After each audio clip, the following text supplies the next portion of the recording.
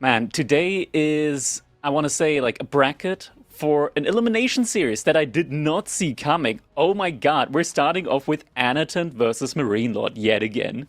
Yeah, I was sitting there looking and I was like, are we sure we're not casting the upper bracket over here? But some other names made it through up top, and I know these players are going to want some revenge. They're going to want to try to feel like, this is the upper bracket, but everything is on the line here.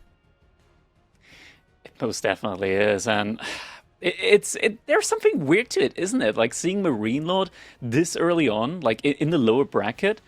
Especially since we already had him up against Anotand in the group phase, where Anotand actually beat MarineLorD 3-1, and now we get to see him again. And absent this first draft, okay, we're seeing Sengoku coming in first, up against the Byzantines here. Yeah, it's also kind of sick seeing how many Civs are actually picked now with the best of sevens. Now that we are in the lower bracket quarters, all of the series going forward are going to be best of sevens, except for the grand finals, obviously best of nine.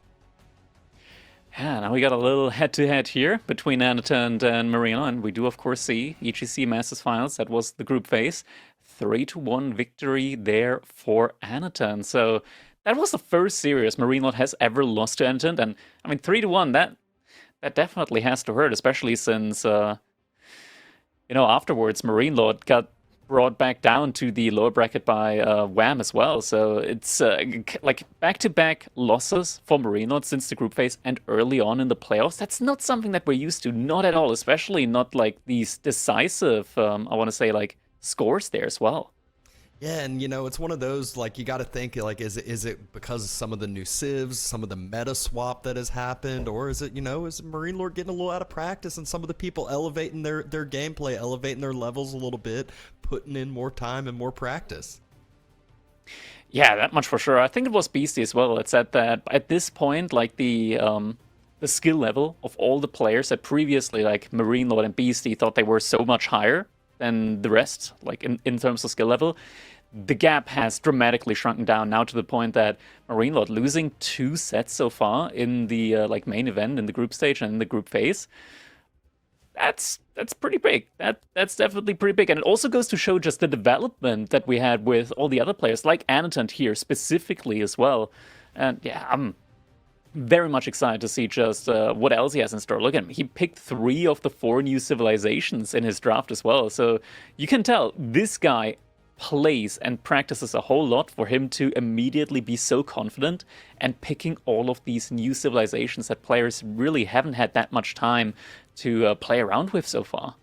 Yeah, not only did he draft a few of the new ones, he is playing one right off the bat with Sengoku Daimo starting out in game number 1 for Anotand versus MarineLorD on the Byzantines. Yeah, that's an interesting opening as well. Opens up with a lot of villagers here on gold. I'm interested to see what exactly his build plan is going to be. Oh my god, he trades out! He uses the market early on. What? Yep. He bought the wood! Yeah, wow, wants okay. To get more of those carts out to be able to go just have that massive food gathering rate that we've seen just escalate so early. A lot of players will play Sengoku a little bit more feudal age, but I have seen Anotand pull the trigger and go to castle a little bit earlier than what some people expect as well. I love this. This is so insanely creative, because Sengoku is the only civilization that actually has access to a market in the Dark Age. And so far, the only, like, for the most part at least, when I watch streams, I've seen players mostly just go and, drop the Matsuri next to the wood line, and then just, from the wood line, gather up the wood in order to get the hot dog stands out, so to say. Okay, this is something that I personally haven't seen. I see in the chat, okay, players have been doing it, apparently everybody's been doing it. Okay, I didn't see it, okay, I'm still bound back by Vodafone, I can't play the game, but this is the first time that I've seen it. I think it's a great play. Yeah, you have that Vodafone debuff going on going forward, but, one day it might get One fixed. more week. Yeah, one more week, then I'll have fiber. Then I can finally play again. I'm counting the days, I'm counting the minutes, man.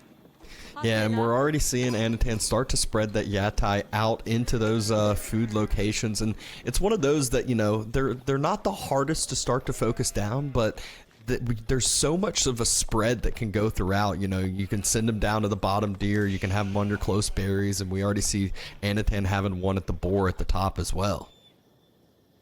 Yeah, so immediately gets a good little bit of passive income there. I mean, already 3 hot dog stands there without even... Well, he did chop a little bit of the straggler trees, but still, like, this is a very quick expansion out onto the mid-series, and it's definitely something that you need to do, onto the Yatais, I mean. It's definitely something that you need to do when you're up against a civilization like the Byzantines, which are gonna do something very similar with the scaling and their through cisterns. So in general, I like the play there with just you know, minimizing downtime, being very efficient with the gathering, with the market usage there as well. Very nice play here, and now we're seeing the 3rd cistern already coming up for MarineLorD, so he's also buffing up his own economy behind this.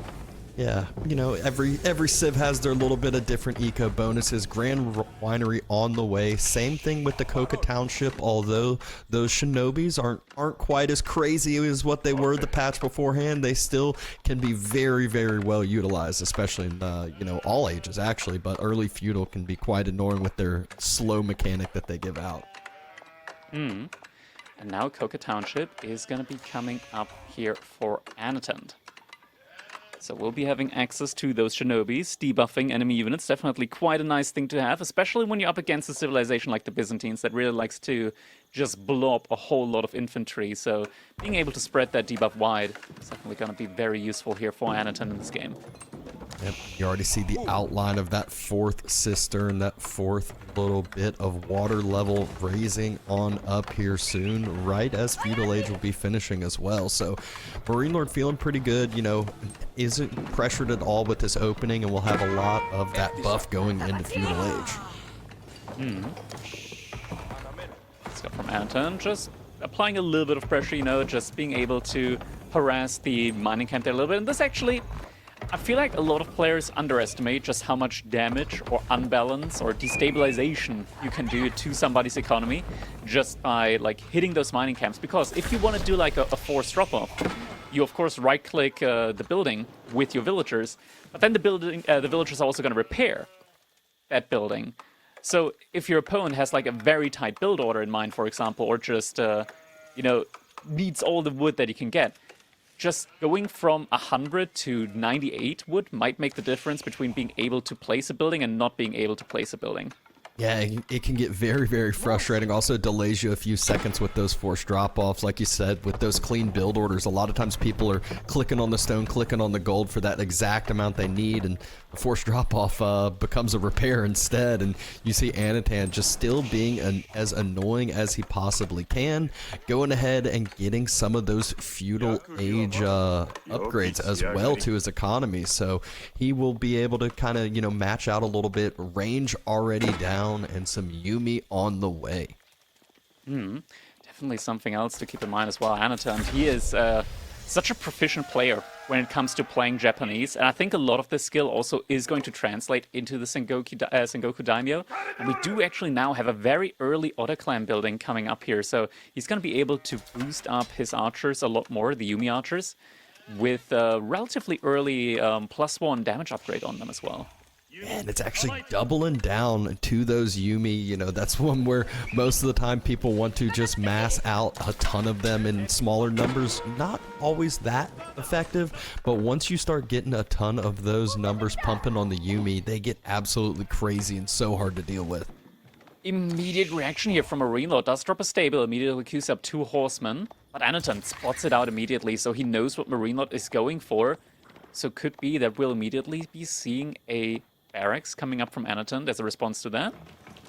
Or should at least be very soon. No, he's opening up with his own stable instead. So, I mean, we do have the Yari cavalry, which do just a little bit, the tiniest hint of bonus damage to cavalry. But I'm not sure how useful that is in the army composition. It is going to be very useful when it comes to raiding. But outside of that, I can imagine it being quite difficult for Anotand to take straight head-to-head engagements here until he's got an answer to this horseman. Yeah, I mean, this is one of those that it gets so frustrating trying to go Spear Horseman versus Archer or Yumi Horseman on the other side, because like you said, if Anotand takes that full-on engagement, those Limitane will just do so much more, especially with their shield wall ability during, you know, full-on fights if it's actually taken. But that's one where if I know Anotand, he will be avoiding taking that until he feels like he can actually win the fight and win it decisively.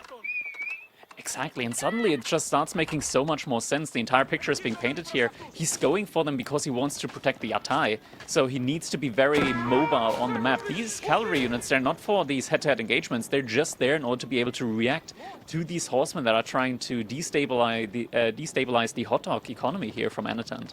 Yeah, and first Yatai over on that boar in the north, pushed back, got down to about half health or so, but like you said, Anotand arrived, called the Shinobi in to help out a little bit. Horseman from MarineLorD's side dodged all the debuffs, although there wasn't much follow-up as of now. Next set comes in and dodged yet again.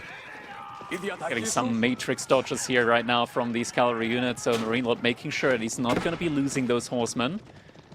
Just a single grenade could spell doom for at least a single one of these horsemen, as you have to split off the slow horsemen in order to keep the other ones alive.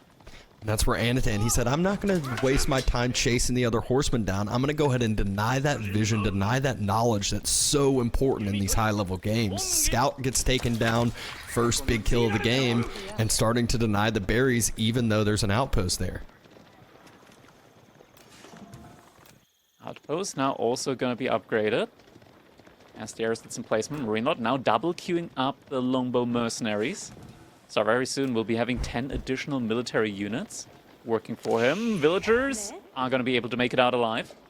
Really enough pull there from MarineLorD. Was forced off the berries, but look at that. This is one where the scout comes into play. Horsemen have been perfectly tracked by Anotand and deterred on away yet again while the Yumi are pushing forward. That is an upgraded outpost, so Yumi will be taking quite a bit of damage there from the arrow slits. Could be worth it if he's able to just get a single one of these longbowmen down.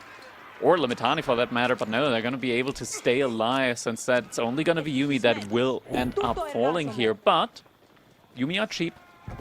Don't have to worry too much about losing a couple of them. Just being able to idle out the economy. They used to be. True, that has been nerfed a little bit again. But still a unit that you don't feel too bad about if you lose a couple of them. And now, Anton is going to be going for the torch on the outpost. MarineLorD did queue up the fortification upgrade. Anotand taking that fight under the arrow slit outpost. Dangerous fight to take. Yumi get closed in on by the horseman on the other side. Anotand doing a great job sniping out the Limitane. The front line of MarineLorD has almost disappeared, but the Yumi number has been devastated, at least for now. Anotand going to pull back for a second, and unfortunately for him, that outpost is about to have some extra fortifications. Behind this, Goldenhorn Tower is coming in as well from MarineLorD. Anotand is still producing units very actively. It's going to be able to do significant damage here to the Longbows, which are now going to try and seek shelter inside of the TC. But he didn't see, most crucially, he did not see the A-Job coming in from MarineLorD. He does not have vision over that as it's coming in, so this might come as a little bit of a shocker to him once that does complete. Yeah, I mean, this is just one of those hindsight 2020, but that outpost did so much damage. I wish it had a kill counter on it because I feel like it took down 8 to 10 Yumi at this point already. Yeah, a lot of them have been taken down. We're now down to just 12 again, and the issue is that as soon as MarineLorD gets the A-Job in, just a single 1 to 2 cataphracts could do significant damage to the army that Anton has at the moment. But of course, the Yari Cavalry, with that extra just little bit of bonus attack damage, could make a big difference. We're now getting the upgrade in, the veterancy upgrade on those longbows. Cataphract is in queue just like you mentioned, but Anotand not too far behind with his own Castle Age timing. It just shows the power of that Yatai. I feel like when MarineLorD was first aging up, it was all more and more units coming in, but just a brief minute of idle time gave Anotand enough resources to go to Castle. Yeah, and Sake Brewery is such a strong landmark, honestly. Like it's just one of those landmarks where you look at the other option And you just go like, okay, I will never make this other landmark. It's always going to be Saka Brewery. You just get so much gold out of it. It's a little bit vile just how much gold you get out of it. You put 5 villagers in, you get like, what was it, 400, 480-ish gold per minute out of it. It's kind of crazy. It's a lot of value, for sure. Yep. And MarineLorD not able to do too much damage with that second cataphract, but that is one where he's building those numbers up. He's playing defensive. He wants to make sure that olive oil keeps flowing, at least for the time being, on that initial berry pack that he has been on, and starting to drop those olive groves around the TC as well, number up to 5. Age-up has now come in for Anotand. Veterancy upgrades are coming in as well. The 1-year cavalry is going to be able to deter the villager, or rather even kill the villager potentially.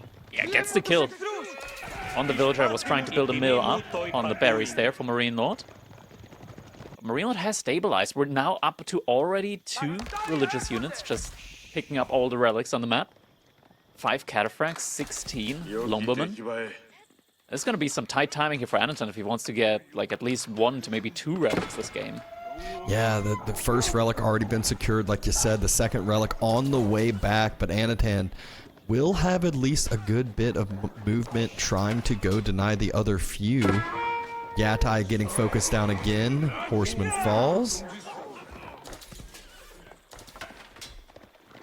We got a little raiding force. Ooh, he's able to find the relic. Finding out, so crucial here to have a chance to make sure that that relic number doesn't get too out of hand.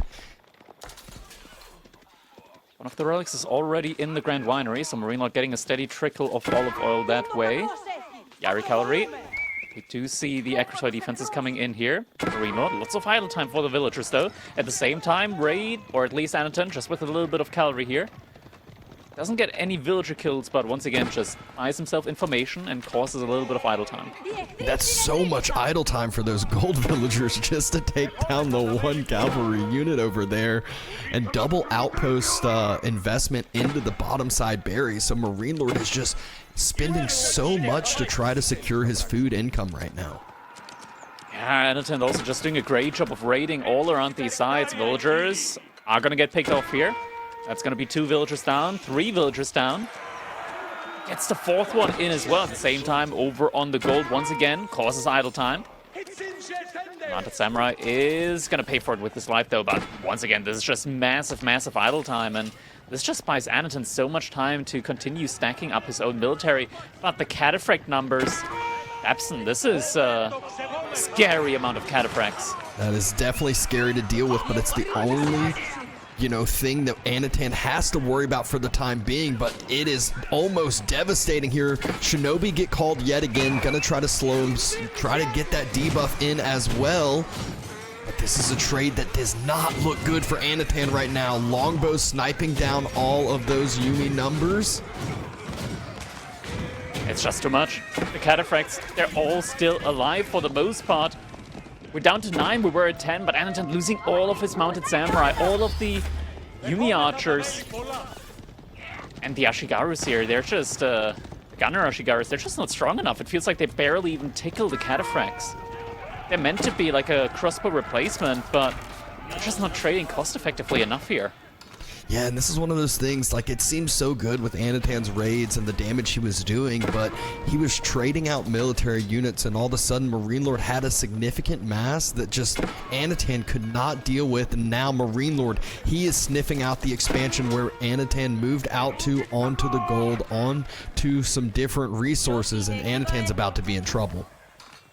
Yeah, these villagers cannot go down. Anotand needs to pull them away, but cataphracts are gonna find them, and that's so many villagers. MarineLorD knows exactly where he can hurt Anotand. Now it's 90 to 68 population at the moment. Anotand, is he able to get those villagers out alive? He does lose more mounted samurai for it. Leads him over to the gold vein. Oh my gosh, the second set of units are coming in on the other side, and this game might just be over sooner than we thought. And the Landsknecht in there as well, so these villagers, they cannot stop even for a second, but they might be as they're about to build a house. No, Anotand realizes, he pulls him away. Just still so much damage coming into the return side of Anotand's economy. Did escape with a decent bit of villagers hiding out in the corner, but those villagers, they stop for a lumber camp, and oh my gosh, just absolute devastation here on the front line. Anotand also gets a little raid in at the same time, though. Killed a couple of villagers as well. It's a couple more to low HP, but the army trade out, it's just not worthwhile.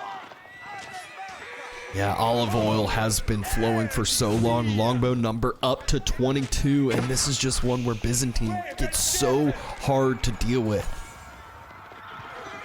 Attack count has also been a little bit reduced. We're at 3 out of 5 Yatai at the moment. That means that the Matsuri also aren't going to get supplied with too many traders at the moment to scale out the economy. And this main economy here from Anotand, where he gets that 30% additional efficiency, there's just not that many villagers working around it. MarineLorD making sure Anotand isn't able to move out to that barrier on the front side. Anotand has grabbed the boar, has grabbed deer in the corner, I believe, as well, but just so much idle time going to be coming on in force right now. Yeah, and at the moment, the only thing that Anotand can really produce at the moment as an answer to what MarineLorD has, it is those mounted samurai. But now MarineLorD, he's shifted gears, he's now pumping out those Limitani. So Anotand, he's in big danger at the moment. Now also the production line here could be under fire. Another Yatai is also going to get taken down. Look at where Anotand's villagers are starting to move to. It feels like MarineLorD has a idea, an inkling of where Anotand's going out to. He's on the deer, and there's a cataphract on the way. Yeah, not high health, but that's going to be enough to alert the rest of MarineLorD's army. Unless he stops at the gold. It does look like he was thinking that Anotand moved out to the gold on that side, but not quite the case. Oh, finds the villagers on the deer. Anotand, late reaction so far. The shivs get pulled out. Cataphract will fall, but again, all of these villagers are going to have to run with the movement of where MarineLorD's army is going to be going. Yeah, he is running them all away now. MarineLorD, he's trying to cut the villagers off. He did not glimpse them, but like you can just imagine where they might be going now from this situation on. And he has yet another low health cataphract that's going to be chasing those down. Looks like a wood line is going to be the attempt of what to gather from. But the mounted samurai, this might actually be a decent fight for him. There's only one cataphract. There's only 2. And the shinobi. And the shinobi are here as well. Once the Limitane gets cleared on up, this might be a huge longbow pickup for Anotand. This might just be exactly what he needs to get himself back into this game. But a few more cataphracts rallying up front and forward. There's even more reinforcements coming in. The remaining cataphracts here are going to get picked up. Still, though, there's just so many more units coming. Even if he kills like these 10 longbows here, there's still going to be an additional 20-ish longbowmen coming over from MarineLorD's base. And these villagers, they're not safe yet. Not by any means. They need to go back. They need to go to a safe spot, but it feels like there is no safe spot right now. He's pulling them away in time. Go to the gold, but that is also not too safe of a spot at the moment. That is the last Yatai that is now getting picked off there by MarineLorD's cataphract. So now there are no more hot dogs to be served. Does look like MarineLorD is falling back, but just look at the sheer number difference. 62 military units versus 26. Albeit, yes, MarineLorD does have some of those, weaker infantry units, but there's still a lot of the counter unit here. These mounted samurai, they cannot stop to take this fight for too long, or else those Limitane will be able to just close the gap. Yeah, and even though the army value isn't too significantly apart, the issue is that MarineLorD, he's got all the counters. 34 Limitani. 34 versus just 13 knights. Anotand, though, he is starting to remass into the Yumi archers, but he doesn't have a lot of time for this. He needs a lot of them out very quickly. Now, they do mass up quickly, but you have to really push this now if you want to catch up. Mounted Samurai doing a great job of distraction, great job of delay. I can't believe Anotand's still in this game at all after some of those things that we've seen so far. Yumi numbers starting to push up, but this is one running right into the longbows. And it's just too many units here. Mounted Samurai try to cover on the retreat, but a lot of these Yumis are gonna go down. We do have the buff here from the Daimyo. But these numbers, absent, they're not looking good, and I feel like it's just this looming threat that's engulfing Anotand bit by bit.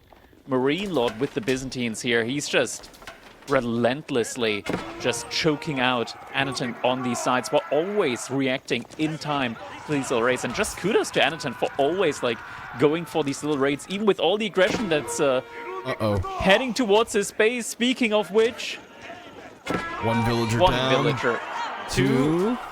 Able to get out with the rest of them. Yumi, proved to be enough of a threat to react to, but still so much idle time. This is income that Anotand desperately needs to try to equalize these numbers. Absent. Meanwhile, MarineLorD dropping a second town center to bolster his economy behind this as well with the military he has.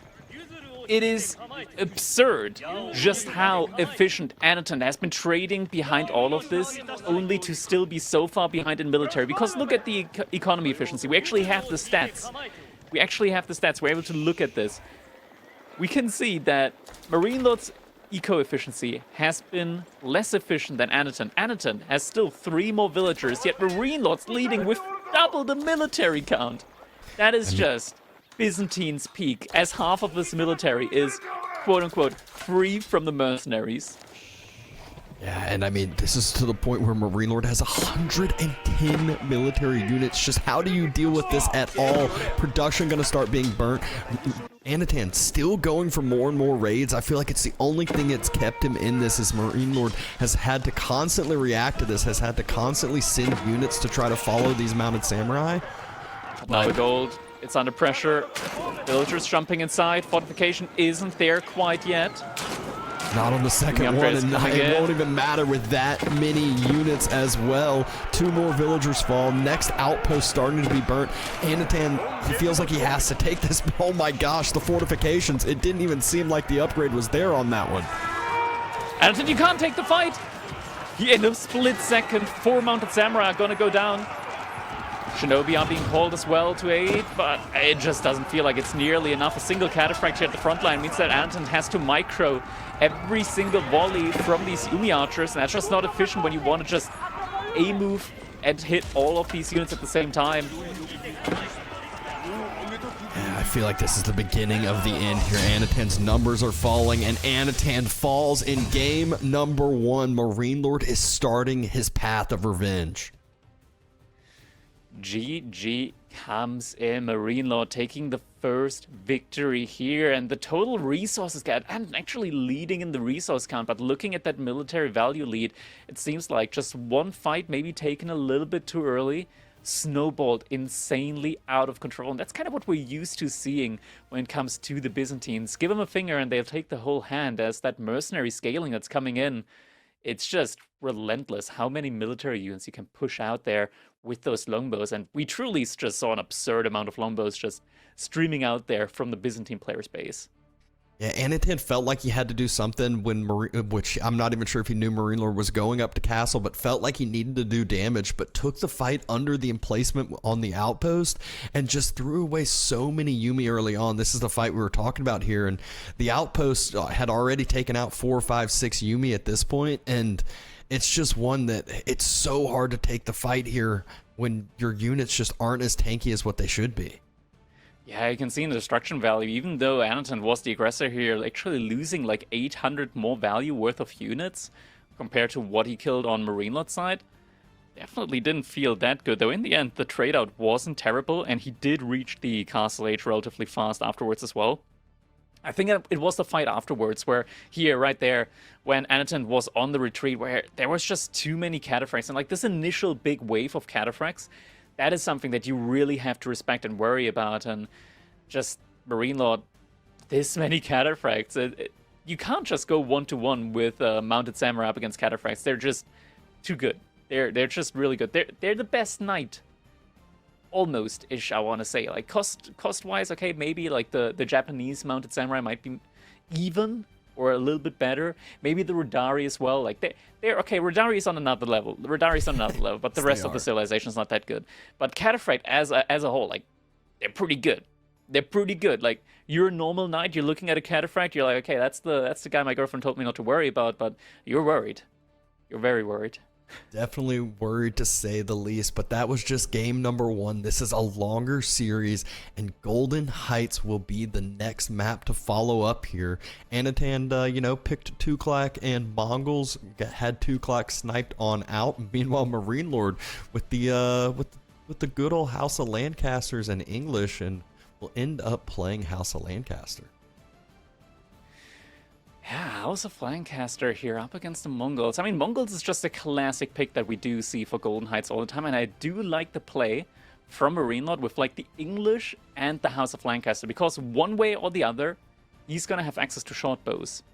And short bows kind of like can win you water, like when you want to go for the water play here. But Mongols have the option, always have the option, of going for Dark Age Horsemen. And that like has been, I want to say, meta on this map years ago. Whenever like people used to like constantly pick English on Golden Heights, Mongols was like the niche counter against that, because they could go for the Dark Age Horsemen. In a situation though where English can't make Dark Age Spearmen, but House of Lancaster, they're the English that can make Dark Age Spearmen. So this is where the entire like sort of like rock paper scissor system that we had there with like the little Mongols versus English on that map kind of changes, because House of Lancaster, they can make the counter to those early horsemen. Yeah, I feel like Golden Heights is already such a mind game map at times, especially starting out. It's like, all right, is my opponent going to send 1 villager? Is he going to send 2? Is he going to send 3? It's like, and a lot of times, once you secure that water, we all know how strong deep sea fish is in Age of Empires 4 in general. So it's so crucial to secure up that pond early.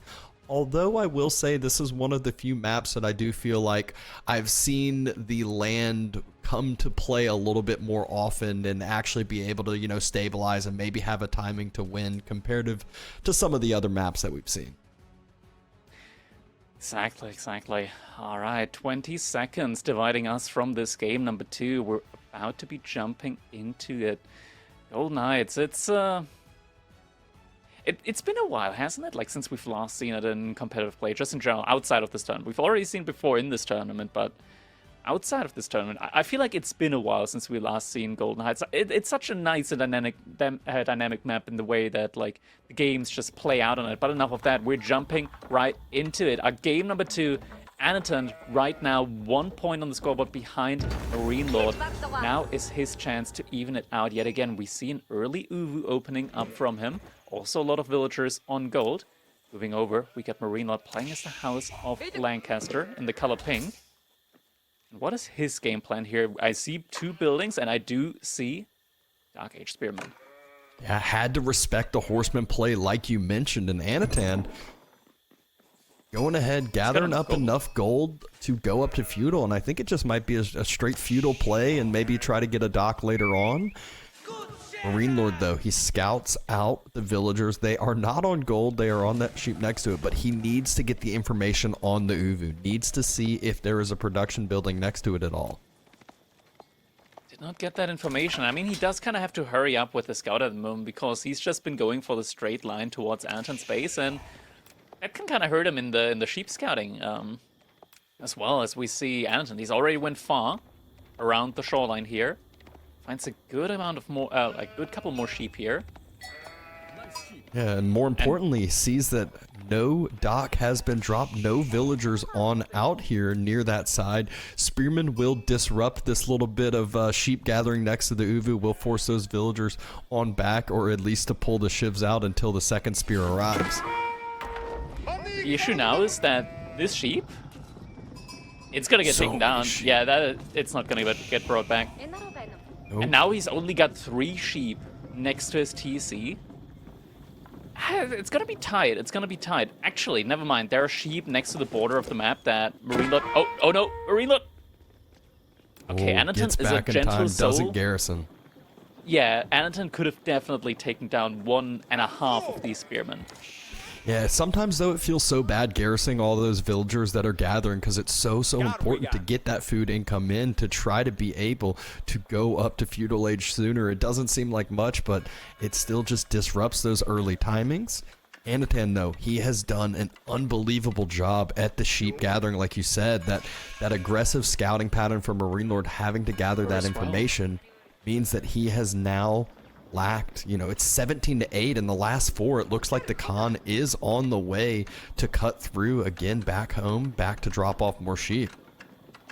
Exactly. And also the Gur picking off one of the sheep here.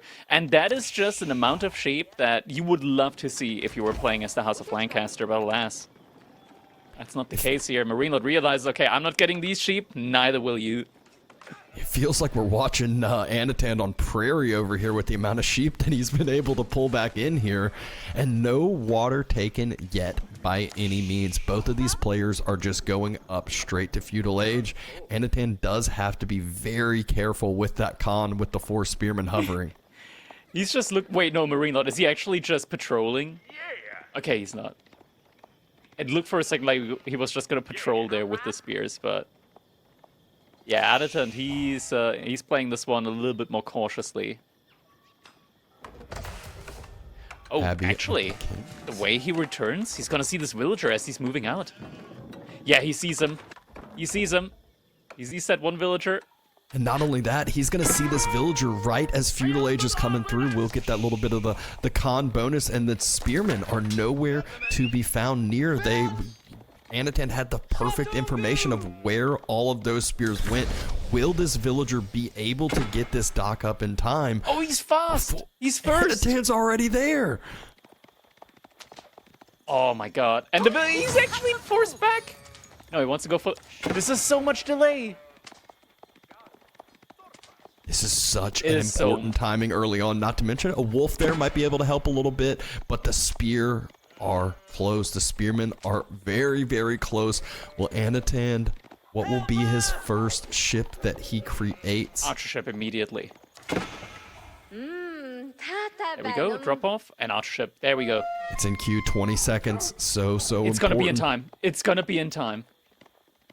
There is no way that MarineLorD is getting that dock up if Anotand pays attention to this. Dock is on the way, almost starting to be built here. They take so much time. And a second dock being dropped already for Anotand. There's the archer ship. He says, oh, he does at least fire a few shots out on the spears, but the more important thing is to deny the, and he doesn't. Wait, MarineLorD had to cancel it. And he's replacing it? He's replacing it. Anderson doesn't know that he's replacing it. He's going for... Okay, he's looking. He's looking. He's got to have an idea. No, he did see it. He does see it. Oh my god, that is so clutch. So you important cannot for him, let that go up. You can... Like, that is a genuine win condition for him to choke MarineLorD out of food. And now the second dock has already gone up, so even if the first dock does get burnt down, the second one will be able to start producing here in a sec once Anotand gets the resources to do so. And it looks like MarineLorD realizes that this game, he is... Wait, Khan? He's building it again. Oh, he sees it again. Oh, the second archer ship, I think, has come out now, though. That was a close one. Yeah, second archer ship is there. Dock is on fire. Oh, it's actually a fishing boat. Oh, it's on the other dock. That's where it's coming out next. I think he cancels it and put it on the other dock. There's a scout. Okay, look at Anotand being a little bit greedy too. Able to grab a few fishing boats out, at least for the time being. Archer ship about to pop out of this secondary dock, and those spearmen are going to be in trouble here. A lord is on the way though as well. One spearman down. And now Anotand, I love this move. He's sending 5 villagers out to gold. The second... Oh, actually gets a little bit of bounty there as well. But the second, like, MarineLorD moved away with his spearmen, he's sending 5 villagers out to build a... Okay, he's not building the outpost with all the villagers. That is too greedy. That is too so greedy for Anotand. There are some archers here at least, but the Lord is so tanky. We'll have to kite this back exceptionally well. Spearman does run on away, but villager, first villager, giving the time, though, for the outpost to finish now. Getting closer. Anotand's committing. He might lose one villager here. But does it? These lords do not feel like feudal age units. Even after the nerf, not by any means, but 2 double sets of archers have been produced. And more importantly, Anotand has secured up the water, at least for the time being. 4 fishing boats out, just sitting there next to the dock, grabbing that shoreline fish for the time being. Anotand now doing the wise thing and also investing into some Keshiks here as well, which you definitely will need. MarineLorD, he's going into Hoblas, he's also adding in some Yeomen. So the Keshik play, especially since Anotand has been banking up that stone, it's going to be coming in quite quickly here. He's going to be able to almost immediately double produce 2 packs of these Keshiks. You know, he can always double produce some villagers if he wants. I think right now, situationally, it's good. But right now, like that, against House of Lancaster, there's such a threat. There's such a, I want to say, like, fiendish civilization when it comes to feudal age all-ins. You have to respect it 100%.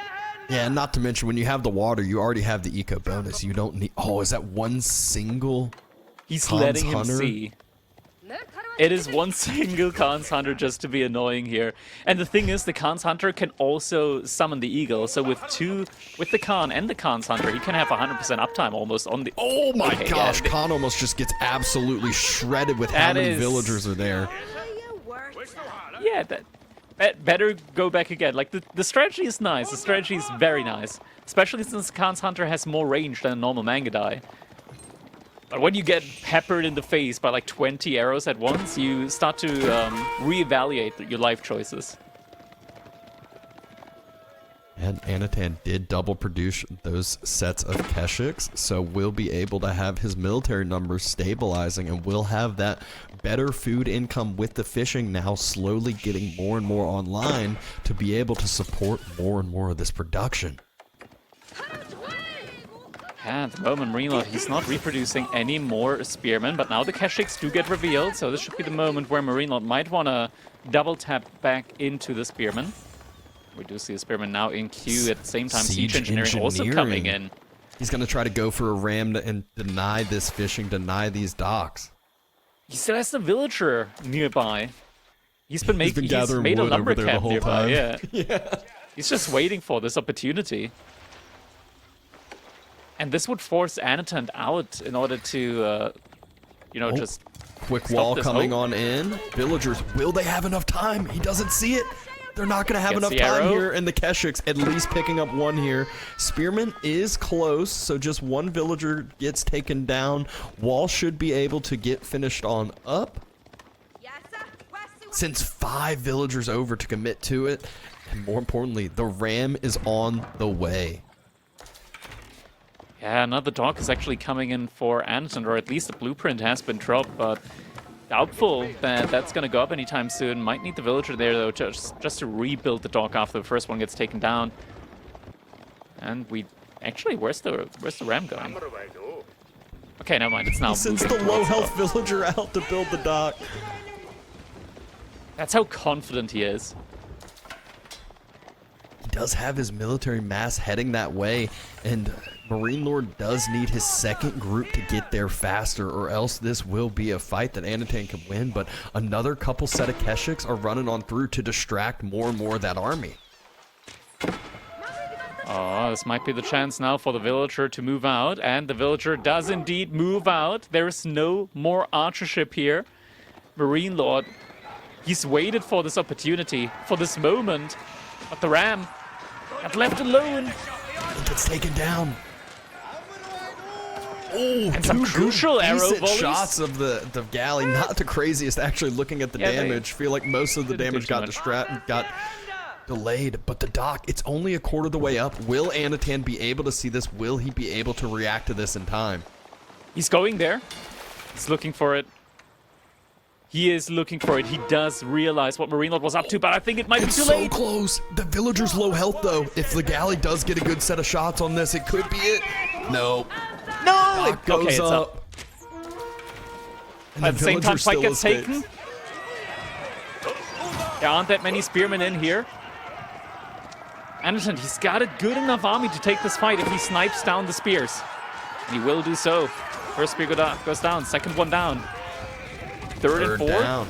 Great focus here by Anotand. Once the spears are gone, which they are, he's just going to full commit to the fight, snipe the backline with his archers, let the Keshiks do their job on the front line. But those lords, look at how tanky they are, even after the nerf.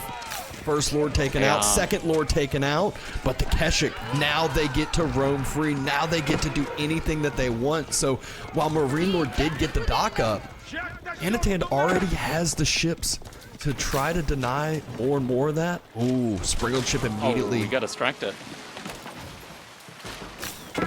Doesn't have any more archer ships. Actually, it still has one, but there's a demo ship coming out from... Never mind, he cancelled for an archer ship. So Anotand, with the double dock play, still has a the demo already. Superiority, yep. Oh, the archer ship isn't going to be in time. So important. Now the archer ship comes out and it's absolutely worthless. There's a sprinkled ship already there to take this down, and MarineLorD is not in a good position to win this water and deny it from the other side. Now Anotand has a demo ready and waiting, so it's one of those that MarineLorD, he can't make ships at that dock anymore, and it will start to get burnt down. Villager is starting to be unsure about this position here. So he does decide to evacuate the position. Looks like MarineLorD once again rebuild a lot of the military. Still doesn't have all 4 kings up again. But still wants to go for the engagement. This is dangerous. Without the lords, you lack a significant amount of damage, or not really damage, but like survivability in your army. And he's only got 2 spears on that front line. Villager, though, is trying to build this dock. Cobblers are legally blind, though, while in the stealth forest. Finally, they see it. Villager does get picked up. Archer ship, sprinkled ship here to help the fight as well. The few spears that are there aren't actually in position to do anything. A ram starting to be built again, but Anotand's still getting that crucial food that he needs and has his next set of reinforcements on the way. It's kind of crazy when we're looking at the overall income, right? Because, like, one of these players has 11 fishing ships. There's a 400 resources gathered difference between them. Somehow, some way. Sure. I'm sure the math is correct behind this, but yeah, fight gets taken once again. Anotand, great job microing down the spearmen yet again. Only a few spears left on this front side. So many Keshiks here to be able to take the engagement after the spears fall. 1 single spear left, and now it is Anotand's fight to do with what he wants. MarineLorD, he throws in the towel. Anotand has tied up the series. Even though the income was still very close at the end, MarineLorD, he just lost too many military units. And once you see just how many Keshiks there are up on the field, you just realize, okay, from here on out, I lose my army. There is no way back in this one. GG comes in. Anotand in the second game, evening out the series. So this is just far from a one-sided set here so far. Yeah, I mean, what a solid game plan there from Anotand. It's crazy to see, you know, neither player went for water. MarineLorD had to respect the early horseman play, so went with the spears, wasn't able to get much denial other than pushing some villagers away from the Gur. And meanwhile, Anotand got all the sheep on the map, moved out, and got that dock in just in time to have an archer ship come out and deny the potential dock play from MarineLorD. It's such a big back and forth here, and so much value just being put on the water here. MarineLorD definitely recognizing the value of just stopping this water expansion from Anotand. And it's crazy, just Anotand, the awareness there, because I would have definitely just, like, stopped looking at one point, and yeah, MarineLorD might have got, like, if it was against me, there would have been, like, 3 docks up from MarineLorD at that point in the game. Yeah, I mean, it's so easy, especially once the ram comes out, to get distracted, to full send it and try to defend, and that's where MarineLorD, he had the plan, he got the dock up, but Anotand was able to react in time with what he needed and as well win the big fight on land. He did such a good job with his archers, just focus firing the spears down during this fight. It's easier said than done for sure.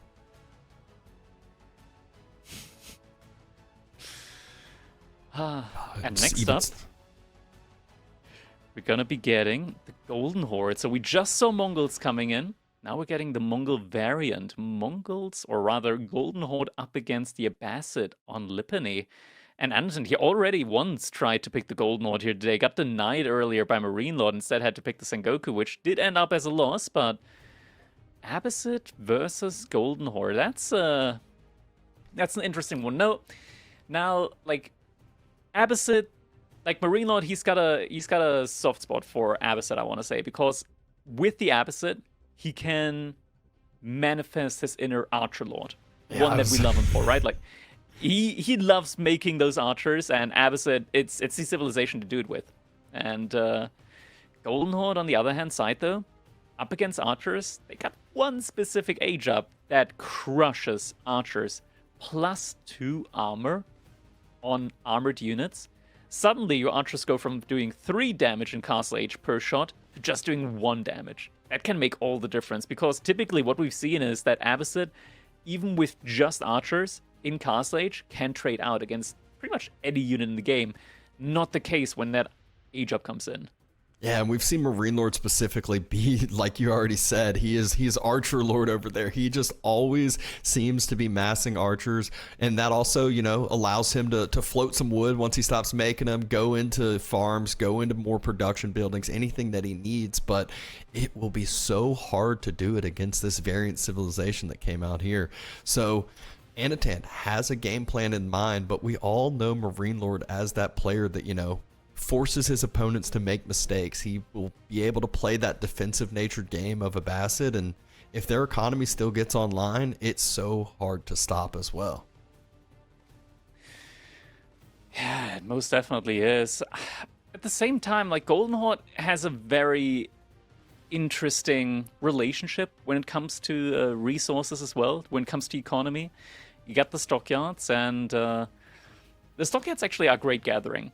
Just the base gather rate on them is pretty good, Can't complain about that. But more importantly, once you get to Castle Age, there are these upgrades that you can get on your production buildings, where of course the Golden Horde, they produce 2 for like 2 units, like in batches of 2. But with the upgrade, you can start producing batches of 3 for the cost of producing in batches of 2. So you save 50% of your investment pretty much there.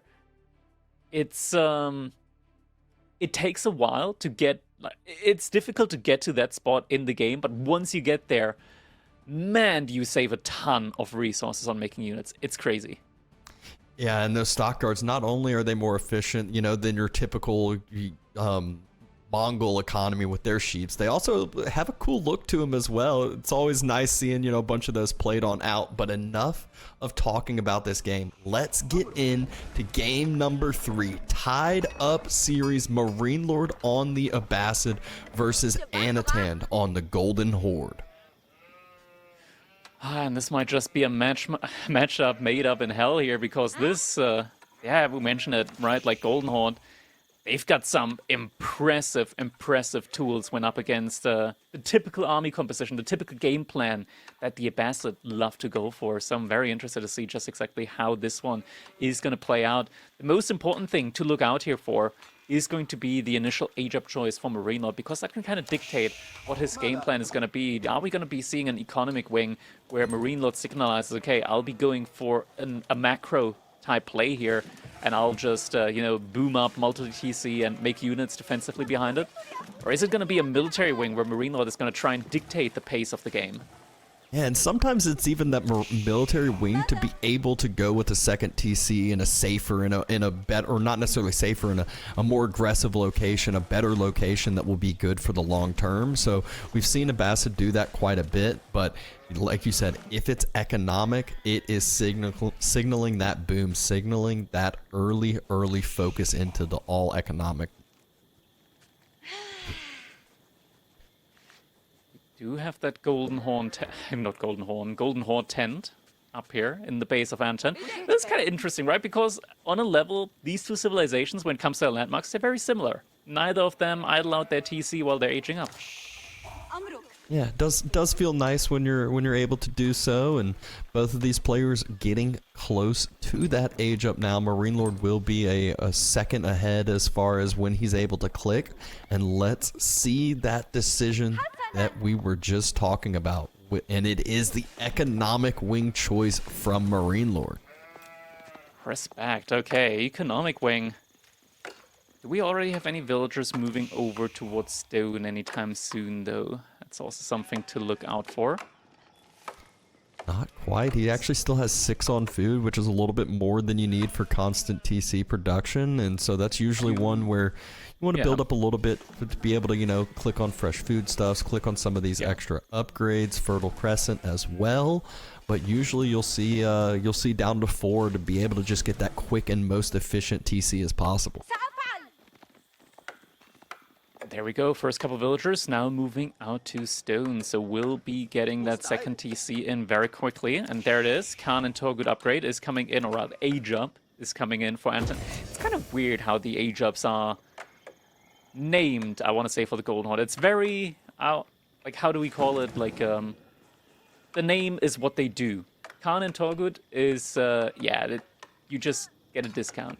Straightforward. Just... tells you exactly what it's going to be doing. It's in the name. You don't have to think too much. It makes our job a little bit easier, you know? Can we go over what was the other option in Fuel Age? It was the one that gives you like the additional buildings that you can unpack. What's the name on that one? Building cost. See? There it is. It's so simple. It's so honestly, we should name all of them like that. I mean, they kind of are economic wing, right? Like it's economy. Yeah, but some civilizations have some unique names. Yeah, Anotand throws the Khan scouting arrow on out, circling around as well, so knows exactly what MarineLorD has in store, has the plan. Fertile Crescent already immediately clicked up. Next drop-off should be able to allow him to click fresh foodstuffs as well. Age of the Golden Horde does take a lot longer, so it needs 30 seconds more until that comes in. And there's the fresh foodstuffs clicked up. We talked about this the first game with Anotand just being annoying with the scout. Makes it to where this first drop off a stone, MarineLorD's forced drop, he'll have to, you know, repair that mining camp a little bit, which if you were on the straggler trees, this is exactly the timing. If he didn't have Fertile Crescent would be annoying, but second TC looks like it's already being dropped in a very aggressive location. It is not going to be connected to the house. It's just going to be out and on its own because he wants to secure the deer. Yeah, so it's going to be having a very economically stable position there. Snipes a scout with the TC. It's going to deny a lot of vision, and now Anotand going up with the archery range as his first production building here. And honestly, if you see the second TC out on the deer, is this just, you know, an all-in play on the second TC? It won't have that extra fire resistance. It's kind of out in the middle of nowhere, so villagers that get produced from it have a long way to walk unless they're just all going to be sitting on the deer, which means that's some easy kills if you get a military mass. It is a prime location to harass. We already see the first archers in queue now as well. Anotand with the Torguts already queued up as well. Means that he's going to have that very solid army composition of cavalry and archers. And there it is, Khan coming in. Might commit, but nope, does not commit on that villager kill. Stables is the reaction here from MarineLorD. Anotand just going to circle, just going to be annoying as possible, get that information that he needs. Start to do a little bit of burning on the mining camp as well. Might be getting barracks in as well. That is the appropriate reaction when you're up against archer and cavalry army composition. Spearman and horseman does do a great job against that. Yeah, it kind of can dictate when you take the fight with the horseman with that mobility, but it is one that MarineLorD will just need to position those spears in a nice safe spot to allow this economic boom to continue on. You can already see villager number starting to creep up, starting to climb. And the nice part about Abbasid is it feels like you really don't... You're able to continue to make military units because of fresh foodstuffs. It makes that economy just so efficient when you're not having to spend as much on that second TC. That is true, and just, yeah, in general, being able to produce villagers for so cheaply, yeah, it's significant savings here. Okay, that deer in particular. It looked at him the wrong way. He, you know. So it had that circling look in around. the eyes. I told you, okay, better take care of it now than later. Has Anotand scouted the second TC location?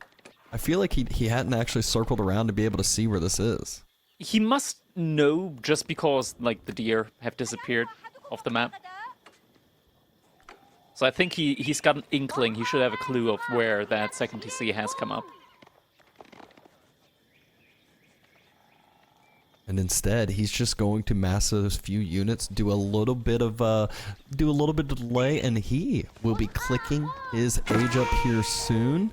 One horseman though will just delay it a little bit. Looks like a surround oh, doesn't quite get the surround in. Also makes it out alive. Gets ignored for the most part. The horseman doesn't really like that. Villagers are getting microed back. Rest of the army is also moving over here, or at least 2 Torguts are, in order to deal with this nuisance. So Anotand trying his best here not to get delayed too far from the H-up. He knows that once he clicks it, it's already going to take him a long time. But MarineLorD, he just saw this. Of course, he noticed just how many villagers were in gold, and he just pulled an additional 10 villagers over to gold in order to try and match the H-up timing. And there was the surround done successfully. Not only does he pull the 10 villagers, he focuses, builds an outpost, has his spearmen rallied there as well, so it will not be easy to deny that gold. Abbasid, though, they take time for that age up, so he will have, you know, Anotand will have a slight bit of timing that he can do to try to do some damage as MarineLorD, getting closer to clicking up, but will have to wait on that House of Wisdom. At the same time, yeah, you have to wait, but the age up from the gold node is just so slow baseline that, like, you don't even have to wait that long, right? Like, it's 40 seconds. The age up has been started like a good minute late, and he's only gonna be like 40 seconds behind. Yeah, and it feels like MarineLorD isn't too far delayed, does have that bigger economic bonus already. 10 more villagers you can see, but look at that, the deer have run out. All of those villagers are over on that second TC like I was talking about. Don't want to run the Torguts in quite yet. Those do get auto-upgraded, so you want to keep them alive. 1 villager, that's the first pickup here. Those archers are going to fall. It's an Abbasid villager, they're already plenty malnourished, so it's not too big of a loss. Villagers had to run away from that second TC location, had to go to a safer spot, which is most likely the woodline as the choice here. 5 seconds until Castle Age will finish for Anotand. It looks like MarineLorD is very aware of the Asia choice here from Anotand because he hasn't made a single archer yet. That kind of does go against like his main principles in life, but yeah, it's a rough situation not being able to make archers here in Anotand. He's actually just going straight up into men-at-arms. You can see MarineLorD basically had to evacuate the second TC location like I was talking about. Now it just feels out in the middle of nowhere. Does need to grab food for himself in Castle Age, secure a couple food spots. So moves out to the west side deer. Or not deer, west side berries. I think he has an outpost on the way up there. We do have Anotand circling again. Diving the main TC, but they're... He doesn't take damage from the arrow fire, it's fine. So much armor on these units. But now with the camels nearby, something that he will have to respect.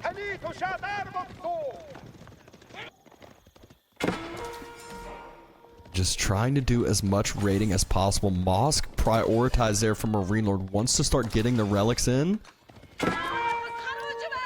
Outpost doing its job, but Anotand, again, able to just dive whatever he wants right now and just outrun the spears. Isn't worried about the arrow fire with the upgrades that he has. And wants to do damage, wants to cause idle time, wants to just have some sort of turnaround here because he has to match the economy somehow from MarineLorD, and his way of doing that is putting pressure and making sure that economy cannot work efficiently. Men-at-arms on the wood line, but look at his own wood line. Horseman able to take down 1 villager. Raids are coming in on both sides, but MarineLorD able to deal with these raids. Already has so many knights on the field, more in queue. A lot of cavalry from him that is able to take these trades, and I just love that he was aware of the army composition that he needed to go for, as he just couldn't go for any type of archer unit in this game. Because of this, means that Anotand, he's going to lose out on a lot of his men-at-arms. They're just getting countered out completely by these knights now.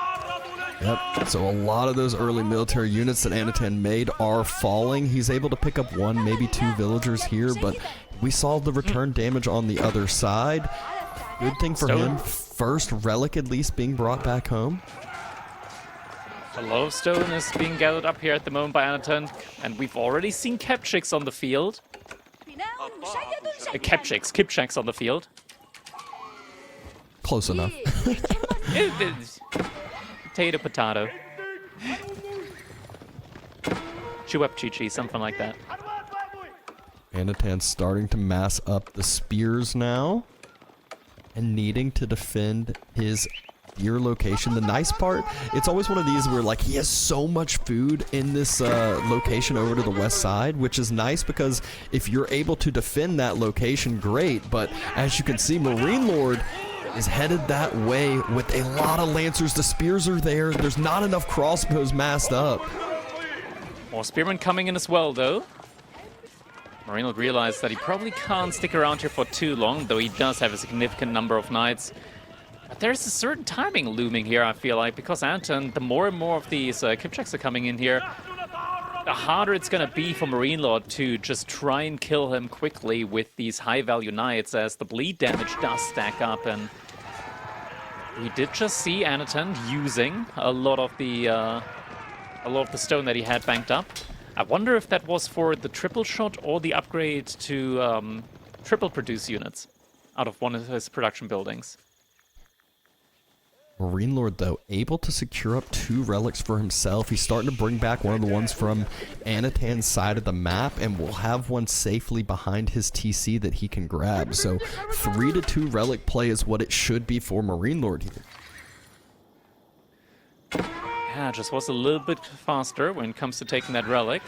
At the same time, Anotand still trying to do damage here with those Kipchaks, and you can tell like the bleed damage. Okay, we didn't just see him die from bleed damage, but it does stack up. But now is the moment MarineLorD, he's starting to add in archers. He sees a chance for his archer play to make sense. Just have to still worry about the bonus armor. Anotand, he's not kiting back here. Lancers are able to get so much damage, and 3 of those Kipchaks fall. Big losses there. At the same time, more idle time underneath the TC. Stockyards need to be evacuated. Looks like it was indeed the upgrade for the triple production on the archer ranges for Anotand. But the units just being found out of position. These little raiding groups that he tried to go for, not able to find the pickoffs that he needed. Yeah, it just feels like MarineLorD was a step ahead this whole game, and at this point, he's up 30 economic units here and has the military lead as well. And there's still the win condition with the Kipchaks going for him, though. He's already got so many of them, and with the triple production, he's about to be getting 9 more of them in once the production finishes. You can really pump out a crazy number of units there, but the archer count, it's also just climbing higher and higher. And might need to also add in a couple more men-at-arms in between, or tall goods, just anything armored. With all of the bonus armor, not front side, so MarineLorD can't just move those archers. 16 Lancers, though, that have been massed up at this point for MarineLorD. Well, make that 15. Maybe? Oh. Bleed? Is he gonna... Does he even take damage from the bleed? Like, it feels like the health bar isn't moving at all. Did not seem that way. Upgrades coming in behind this. Veterans here on the Spearman as well. I don't think the archers have been revealed yet, so this is a big number to unveil at once, and he does see it now. That, yeah, there's already 30 archers. The Archerlord Saga prophecy. It's coming true. Even more importantly, MarineLorD walling up his side of the map, so that massive economy he has will be protected behind walls. One of the getting burned Ubers down. getting denied.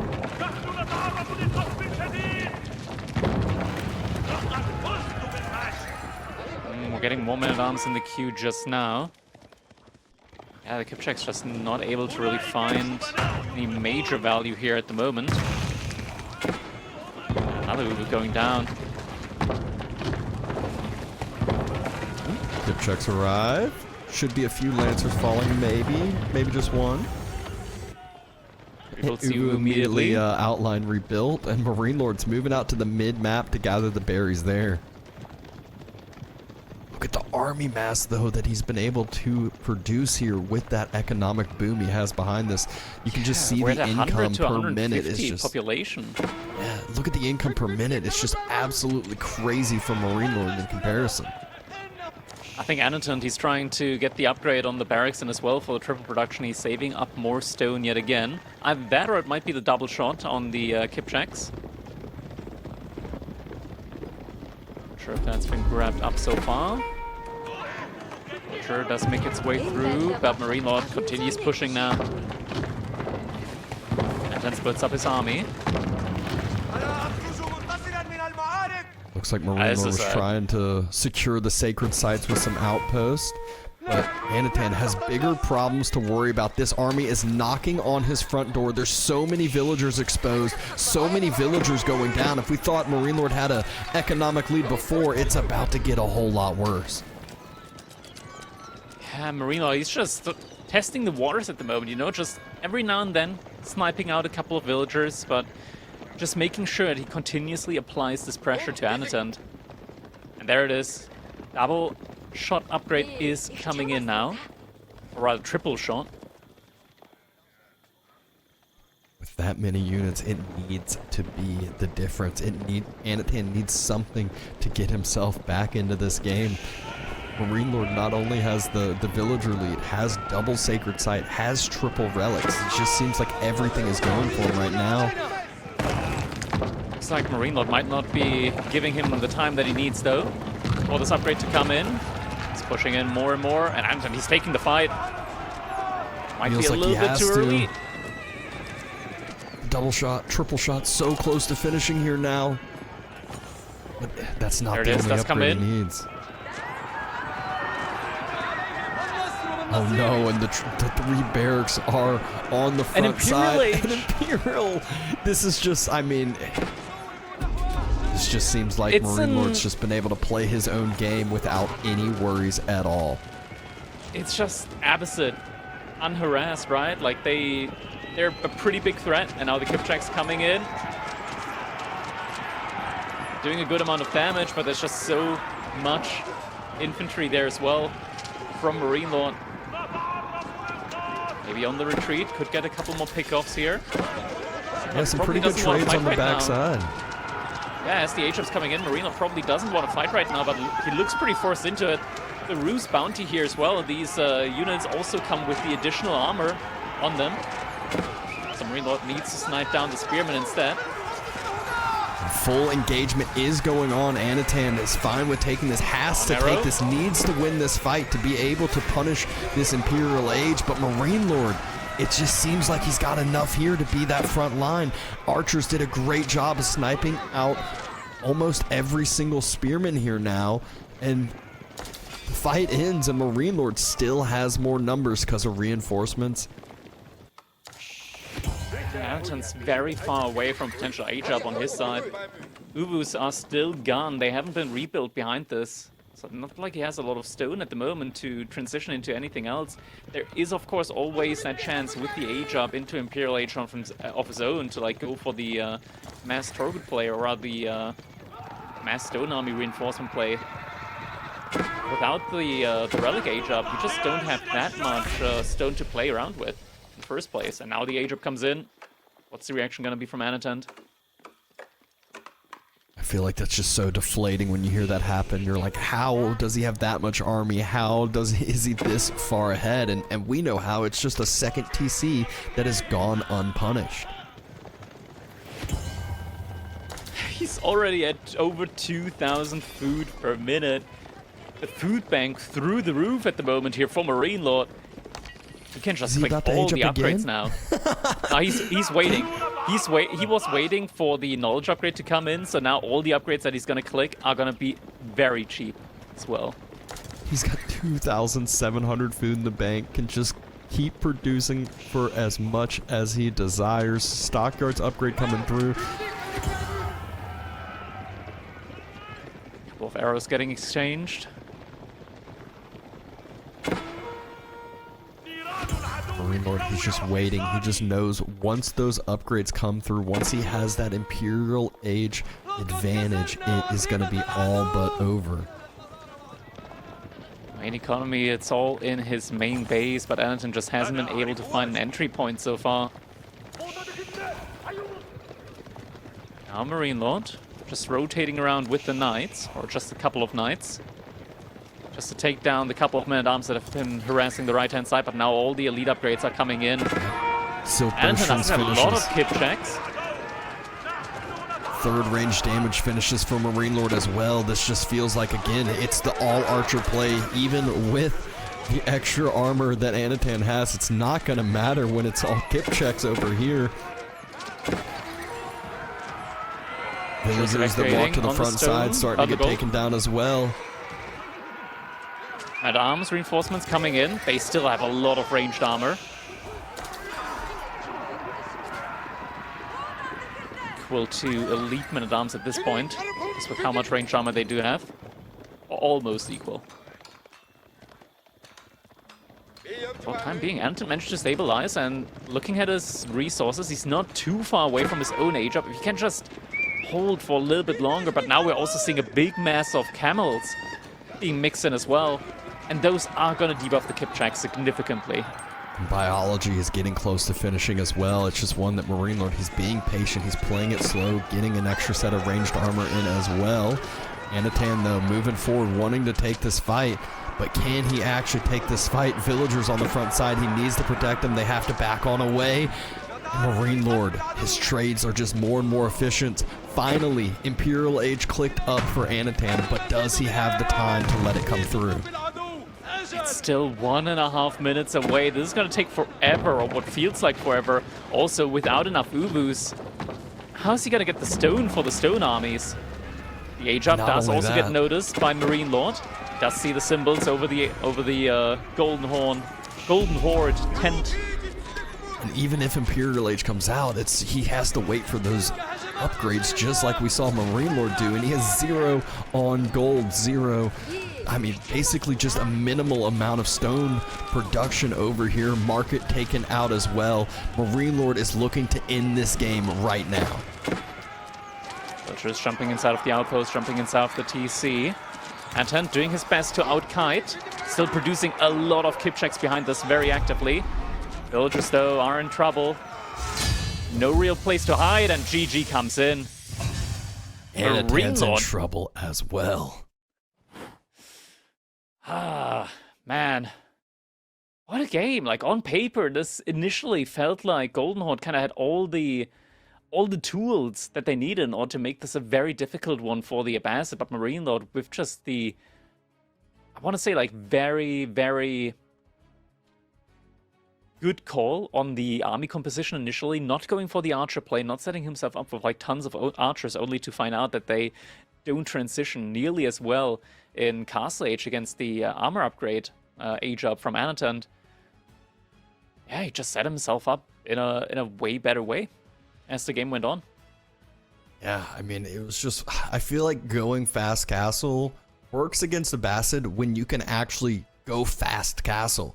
But Anotand, he had to wait so long for it, and by the time he was finishing castle, MarineLorD was 30 seconds away with a stronger economy. So just a tough game here for Anotand, but MarineLorD played it exceptionally well. Just leaned into that defensive nature of Abbasid, didn't allow any of the pressure that came early to do much damage at all, and just executed it to perfection. So up 2-1 on the series now, and we are going into another hybrid map, which is where Anotand was able to get the dub on Golden Heights.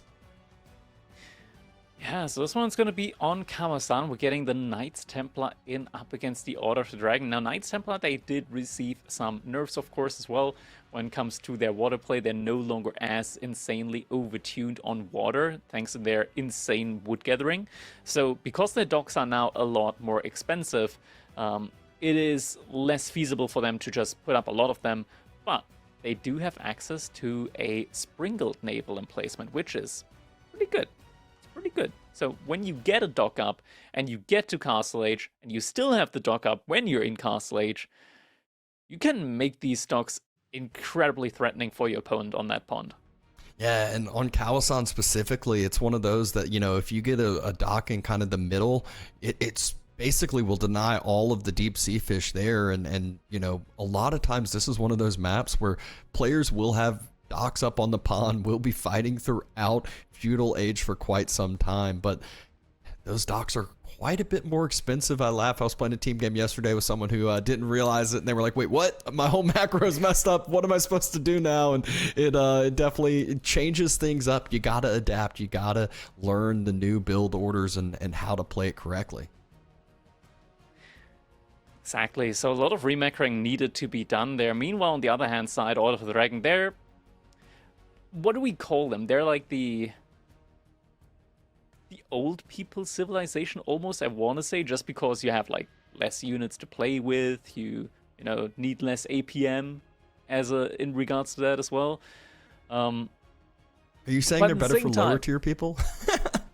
That is what I'm saying. That is what I'm saying. So like they're better for me as well. I just genuinely think that like Order of the Dragon, I mean the devs I think also mentioned it at some point, right? Like it's a civilization that's meant to like sort of be like for these like lower micro intensive or like micro focused players as well. Just you know, have stronger units, have fewer units, don't need to micro around as much with them.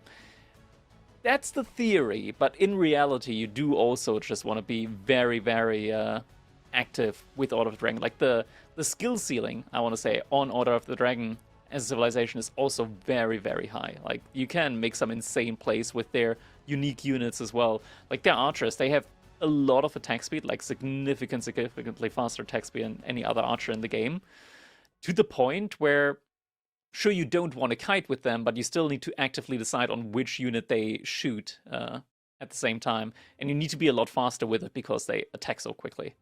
I'm always surprised. I'm not saying we'll get to Imperial Age, but I'm always surprised at the hand cannoneers. They're more like machine guns over there for Order of the Dragon. But I heard you call MarineLorD a low micro player, and all these things. Wait. I heard it. I was referring to Order of the Dragon player. I'm not saying MarineLorD is like an Order of the Dragon player. He is here, but he's anything but low micro, right? Like that just doesn't fly. Not by any means, but we are not too far away from this game number 4, and you can see a lot of the kind of like we saw, the same bands on either side from these players. Anotand has been picking a lot of the newer civilizations, still couldn't get Tuklak again on these hybrids. They are one of those civs, even after the little bit of nerfs that have come through, that just people are not allowing to get picked when there's any sort of hybrid water map. Yeah, Tuklak. It's weird. Like whenever you see them lose, it's like not even close. But whenever you see them win, it's also not even close. Like they're not in the middle of the spectrum. They either win incredibly hard or they lose incredibly hard. One thing's for certain. That's something that I found out after playing Outback Octagon. It is impossible to snipe their kings. Oh my god. They just the forts don't die, man. I was shocked yesterday when MarineLorD was playing against Louis. It seemed like Louis had the game in his hands, was up in military, was scary, had a bunch of JD Knights, and then all of a sudden MarineLorD in Imperial Age was just untouchable there. But enough of that. Game number 4 beginning. It's Kawasan with Order of the Dragon versus Knights Templar. We do have the early dock play coming in. Similarly, though, from Anotand. He's even got the villager out already and just going to be, chopping a little bit of wood that is going to get beamed straight over towards his base.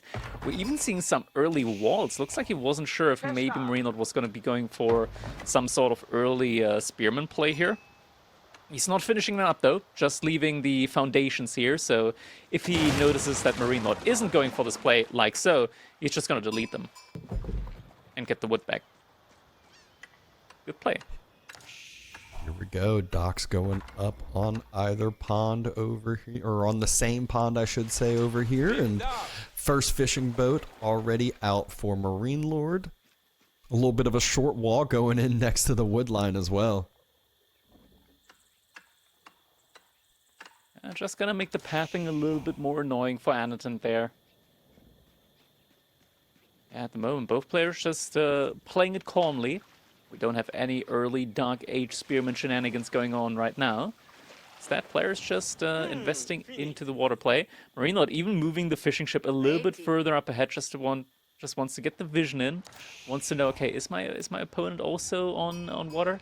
He doesn't see any fishing ships yet, but he is gonna see them in a little bit. Yeah, it won't be too long at all before that knowledge, before that information comes in. Not to mention, scouts will be circling around. Scouts will be gathering that important information as well. No jump inside the TC there, as you know, the sheep handoff would have been funny, but I don't think it would have happened. And Anotand, actually, is he actively trying to deny the information? He's not going for the deep sea fish. Granted, MarineLorD Scout should have gathered all the information that he needs in order to deduct that Anotand is on the pond, but MarineLorD doesn't. He might not know exactly which pond it is yet. Yeah, he still has not scouted it out here yet. Is trying to see which pond he's on. He will be looking at this far side one. After seeing this spot, I think he knows, okay, we are on the same pond now. Plain and simple. The question is he actually going to confirm this information? But what if he then thinks, okay, I still don't see him on the deep sea fish, maybe he's on the other side of that pond that I've already scouted and we just missed each other. I guess that is true. Could also be.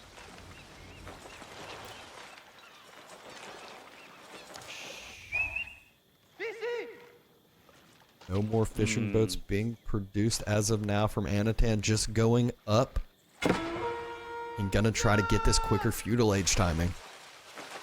Knights Hospitaller is going to be the choice here from Anotand, so he's going to be getting that additional little bit of help on the villagers as well as that movement speed. A little bit more economy efficiency there, and the Archon Chapel coming in for MarineLorD, and wait, that's barely touching the gold. That might actually just be in range for the villagers. Yeah, that's going to be in range for the villagers when they drop off, so they're going to get inspired there as well. And have both wood lines as well for like the whole future of the game, it feels like. So it's a lot of gather speed there for sure, but you better pray that he's going to be able to keep control of water, because imagine like you lose water and then you're forced to build farms in front of your base. Yeah, that wouldn't look too good, but it is one where I feel like if you lose water, you don't expect yourself to win the game anyway, so it's more of not necessarily an all-in play, but it's one that, you know, might as well get this efficiency, get this primetime location when you can. That's true for sure. Age Up has come in. We immediately see Anotand queuing up a Springle ship and an Archer ship follow-up. MarineLorD already with the second dock on his side. It's just something that Anotand can't really afford with the Knights Templar now, courtesy of those higher prices that need to be paid in order to get those docks up. Inflation, man. First military ship on out. Villager, you know, while he's there, he's not too worried about the scout there, so just gathering that deep sea fish needs to stay out there. This is a little bit of the fishing economy. Now it's the Springled ship trade-off. Scout, though, for Anotand. Almost gets taken down, but not quite. Anotand trying to snipe out a fishing boat. Yeah. Both players, because they have fishing ships here, they're always going to be able to just repair their Springled ships as well. It's gonna be a while until this conflict on water really starts to evolve, but at the same time, MarineLorD already with another dock on the second pond. Not something that Anotand can mirror at the moment. Oh, but Anotand does have an extra military ship out on this pond. Has a second demo that's in queue as well. So has double demo. Just needs to be able to focus down that galley. Splits the demo ships. Yeah, he's going for it. This is a nightmare to micro. I couldn't imagine trying to keep up with this as well and deal with your economy at home. The second dock has been dropped for Anotand, though. Has another Springled ship coming out. And this is one of those that, while MarineLorD did take the second pond, it's so hard to actually start producing on that second pond without losing the first. So it's such a delicate game. You can't all of a sudden just start massing fishing ships, or else you lose everything you invested into early. Galley almost taken down. Demo ship has been taken down. Galley, though, is out of position. Demo is able to get the micro! A huge demo explosion by Anotand. And another another! To follow. Oh my god. And just like that, every he wins single water. thing taken down. Oh, he's not pushing in further, though. He waits for another archer ship. Risk of demo ships now too high for him. MarineLorD has another ship out now. Is it going to be enough, though? We're already up to triple Springled ships. And I did just mention the thing about the second pond, too. And we look over, MarineLorD has a fishing boat, has a galley on the second pond. Imagine if he had a little bit more. Could that have been the defense? Could that have allowed him to be able to live here? Next galley, gonna get focused in. This will allow the demo to run rampant. And perfect connection again. Looks like MarineLorD has given up this pond now. He is no longer microing on this one. He's now fully focused on that second pond that he's already on. Anton, he was just about to drop a dock there, but did get denied by the archer ship that MarineLorD has out there. Another villager, second dock going to be dropped for MarineLorD over on that eastern pond, so it will just be a split up on that. But MarineLorD lost so much on that initial pond, and now Anotand is going to go into some production on the land. MarineLorD already has a horseman in queue though as well.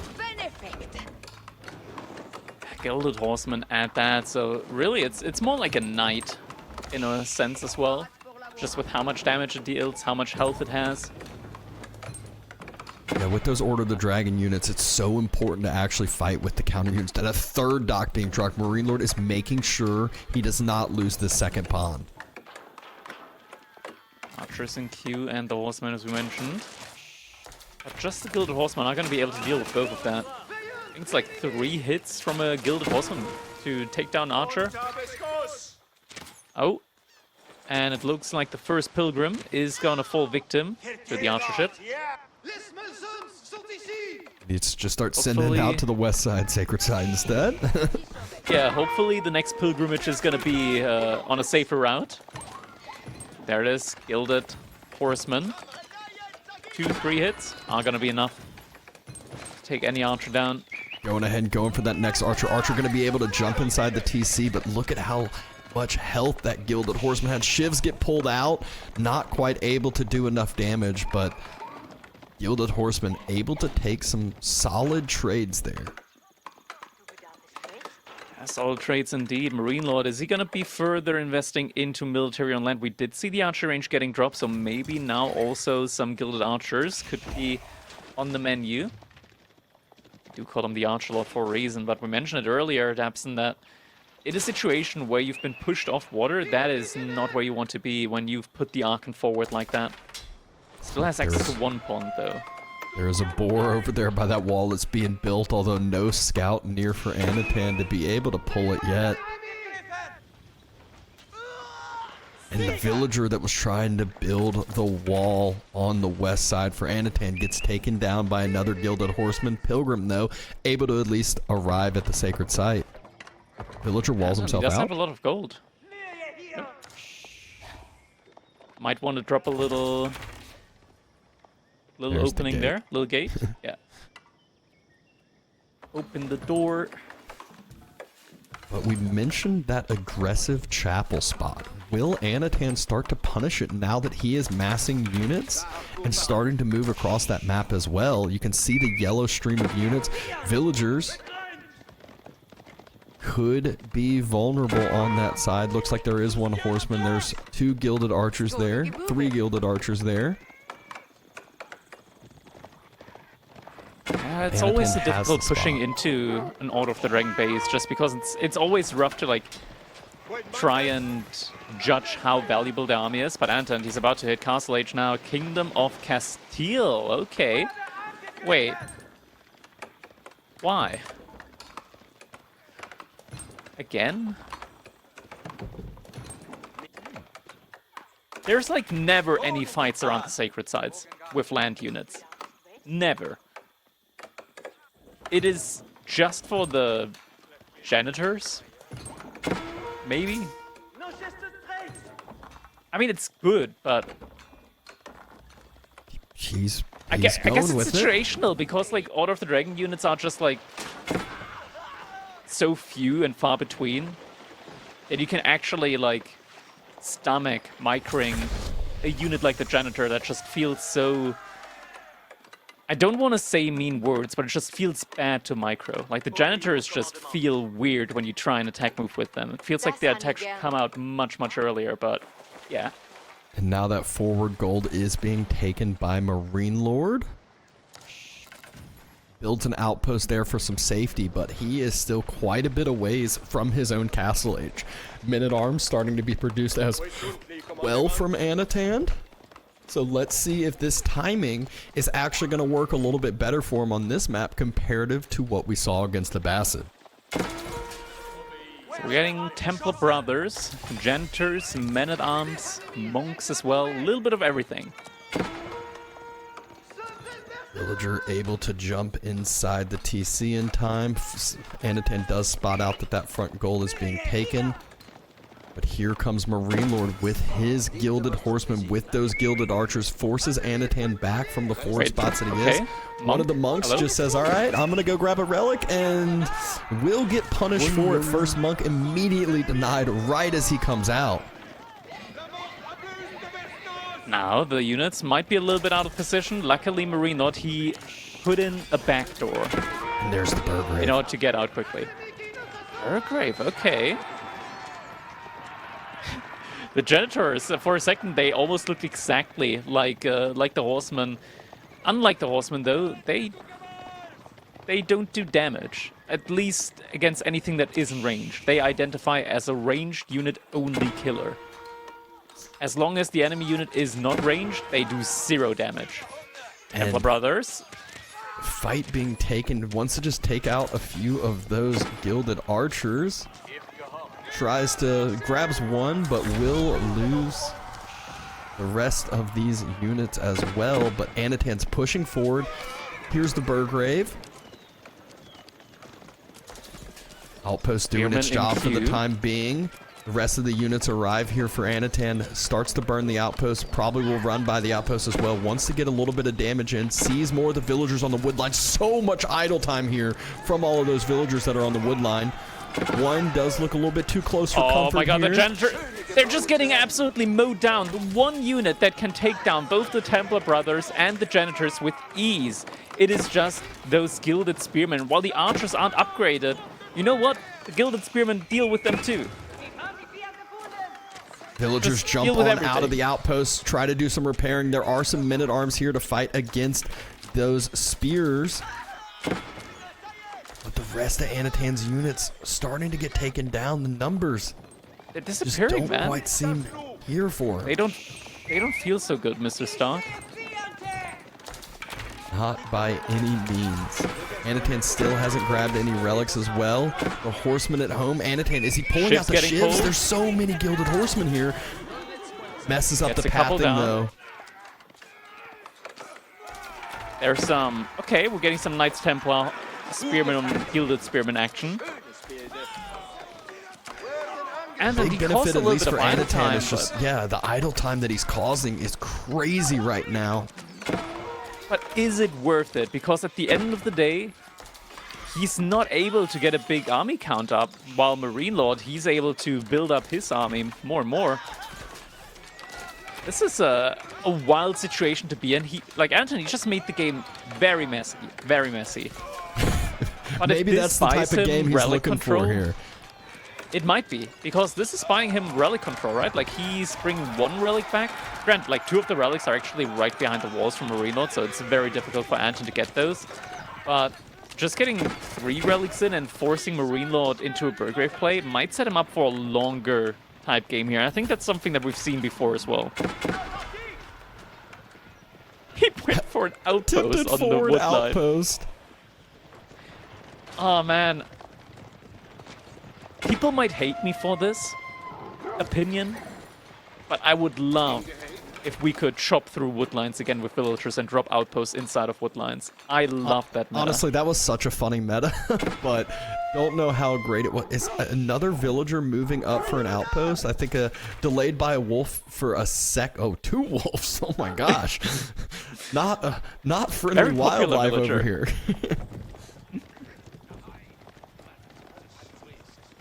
This does mean that MarineLorD will have less and less gold to be able to take across this map. Anotand forcing some of those military units back and in a more defensive position. But it's about to be 1-to-1 relic count for each of these players here. Now also seeing some men-at-arms for MarineLorD, very tanky. Anotand adding in some crossbows as well. The Templar brother count is rising, and we don't mention this a lot just because it rarely happens, at least not in competitive 1v1 pro play. But the one upgrade that Templar brothers have, which, you know, buffs up their charge damage depending on how many heavy cavalry units are charging at the same time, in these numbers can be kind of insane.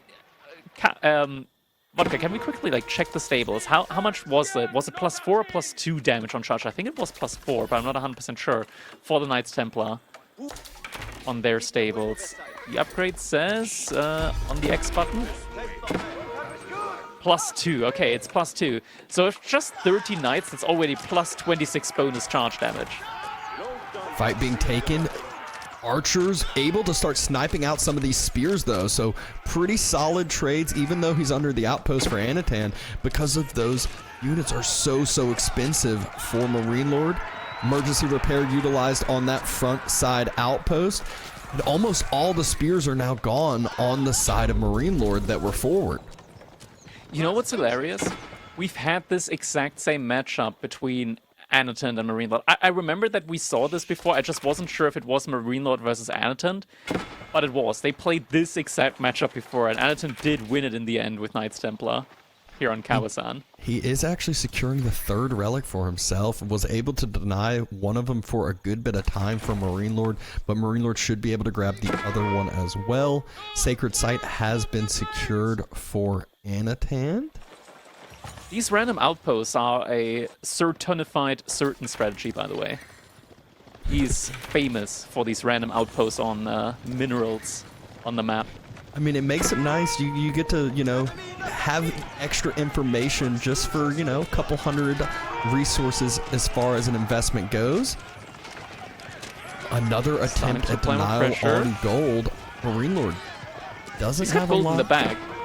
It's just not in the range. That was the initial gold, right? So it should be somewhat low, I would think. I don't think he gathered too much of it. There's still 3,000 left. 3K. Yeah. He went immediately to the middle one. Oh, that's a janitors. Let's see what they can do. Yeah, they're just circling. They're running. Fortress being dropped here in the center for Anotand. Wants to be able to secure that mid-map control. That's what they're doing. Oh, split up. Let's see how many villagers that one janitor can take down. I guess a whole 0. Is he gonna start? Oh, get ready for it. Nope. At the same time, at the front side, though, we get another attack here. Might be more eventful, but Anotand's being forced back. Oh, the janitor in the back! He's attacking. Okay, actually against archers, it doesn't look that unimpressive. It's 3. Yeah, I was about to say this is a fine trade for Anotand. He's good with Oh, that. and the backup is coming in. Okay. Value. Big value. He's just going to continue Now to to the circle, villagers. idling gold now. Look at how much damage they do to village. Okay, maybe not. You already mentioned their weird, like, wind-up timing. It took a while, and they didn't even get the throw off here. The rest of the military mass for about half health with 7 They got him of to them. half 8. Yeah. That's pretty big. It feels so weird microing them, man. It's like you want to hype them up. They're a cool unit in general, but it just feels so trash to micro them. Trebuchet's out now. Oh, actually, MarineLorD might have overinvested on the janitor front line.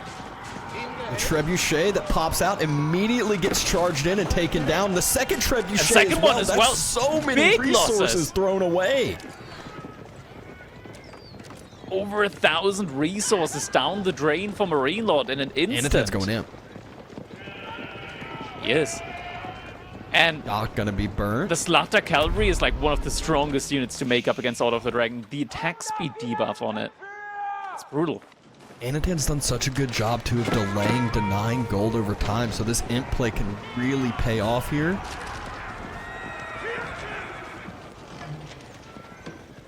Also seeing more unique upgrades coming in for Anotand. We're still only on Pilgrimage level 1 behind all of this, by the way. But we are getting the upgrade in for additional gold if we, you know, put relics nearby the fortress. So maybe we'll get some more fortresses soon. 2 more trebuchets in queue, so MarineLorD's just having to invest so much to try to take down this mid-map location, take down this fortress in the middle. Meanwhile, he's about to have that eye-opening factor that Kingdom of Poland is in 3, 2, 1. Imperial Age for Anotand now. More trebuchets being massed into at the moment by MarineLorD. Look at the no upgrades. immediate- Anotand immediately 4 queued up Imperial yeah. Age Elite upgrades. Archers, Templar Brothers, and all the ranged upgrades as well.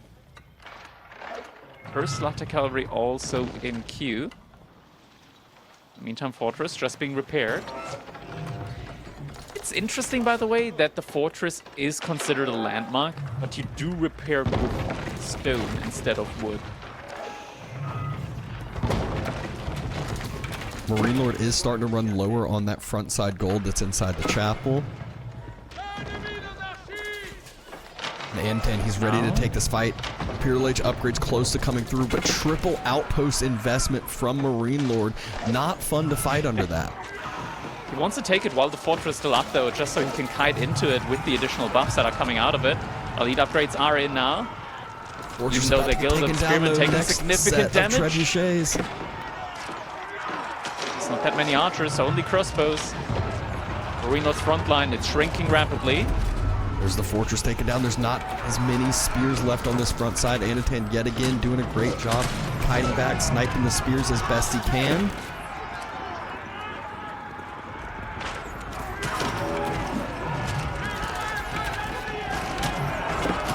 A lot of back and forth here, but now the men-at-arms front line, they're not going down as quickly as the spearmen. Anton does switch up, though, in order to try and... Oh, that's very far forward. Oh, Fight gets taken, though. he's taking the rest of it, though. Feels like he's killed enough of the spears to dive in. And it seems like he's taking down the front line rather quickly. Trebuchets fall line back. still holding Archers up. moving forward, sniping down the back line now. Front line is Still still a few existing, but the spears, crossbow's though. going down. Crossbow, the Springleton placements are taking down the archers. Question is what's going to be remaining good enough here? I mean, Anotand, Archer I'd count? be fine with this. He's Imperial Age. He's got Yeah. more upgrades. The longer he makes MarineLorD reinvest into Castle Age units, the better for him. A lot of those units taken down just fall back, remass back up, and MarineLorD cannot move forward. Yeah, we see some walls coming in. Anton, though, quickly dropping a little palisade wall in order to stop that from coming in. Outpost also getting It's going to be reinforced. more gold denial. Another outpost up. MarineLorD does have a backside gold and another gold by the sacred site, but still proving to be, you know, his kind of long-term game plan here. Yeah, I mean, to be fair, MarineLorD took down one of the landmarks from Anotand. There's only one remaining, the TC. Just snipe out the TC and you win. Easy enough. Yeah. Hide Barnes on the way for Anotand. Anotand used all of his stone to repair the first fortress that did go down. He was buying stone to be able to repair it too, even. Yeah. He put a lot of work into that. And MarineLorD, he's getting closer-ish to potential age up. In the late game, it's very important to note that fishing ships become kind of trash. They're not that good long-term for food income. You do want to have farms. And if you do get the Elsbach in, suddenly these forward farms are no longer as vulnerable. Might want to delete some of the buildings though, but yeah, this is gonna be tough for Anotand to push into, though he does have the best trebuchets in the game. Looks like he's circling around, gonna go for a raid here in the east. Spots the army moving over to the left side as well, so kind of a battle on two fronts here. Fire arrows upgrade on the way for Anotand as well. And there's really not much, there's no men-at-arms left here for MarineLorD anymore, so these archers actually going to be way more effective in this fight in general. Isn't really even needing to kite back because it's crossbows, it's spears, it's efficient trades here from those archers. He didn't even need the Janitors to beat the army back.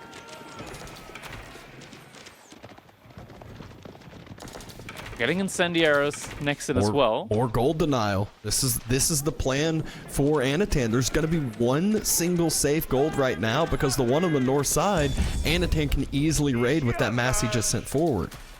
MarineLorD's just sending villagers out there. Needs to immediately get some outposts in there as well. Relic inside of the docks. Oh, this is such a huge pickup if Anotand can actually circle around at the gap in the wall. It just disappeared. It fell into the water. The relic fell into the water. You know, this reminds me of what Drongo said the other day. You know, there's a lot of, you know, alien activity that we know exists, but we haven't quite figured out. You guys should watch the Age of Disclosure. I can really recommend it. It opened my eyes. Drongo recommended it to me. Dude, it changed everything, man. Oh, and look at the backside villagers on the gold. They did immediately get spotted out. So just more and more gold denial. The outpost up on the edge of the map, I don't think has gotten spotted either. So Anotand about to be able to finish that up in a second. Villagers moving forward to the other gold vein. It's a little trade out. Oh, the villagers are still building it. Oh my gosh. Crossbows are there though. Gonna be able to defend. It's a lot of cavalry though. This might be dangerous even for these crossbows, even though they are gilded. Like with the Kingdom of Poland, these cavalry just have so much health. Fire arrows taking down a wooden gate.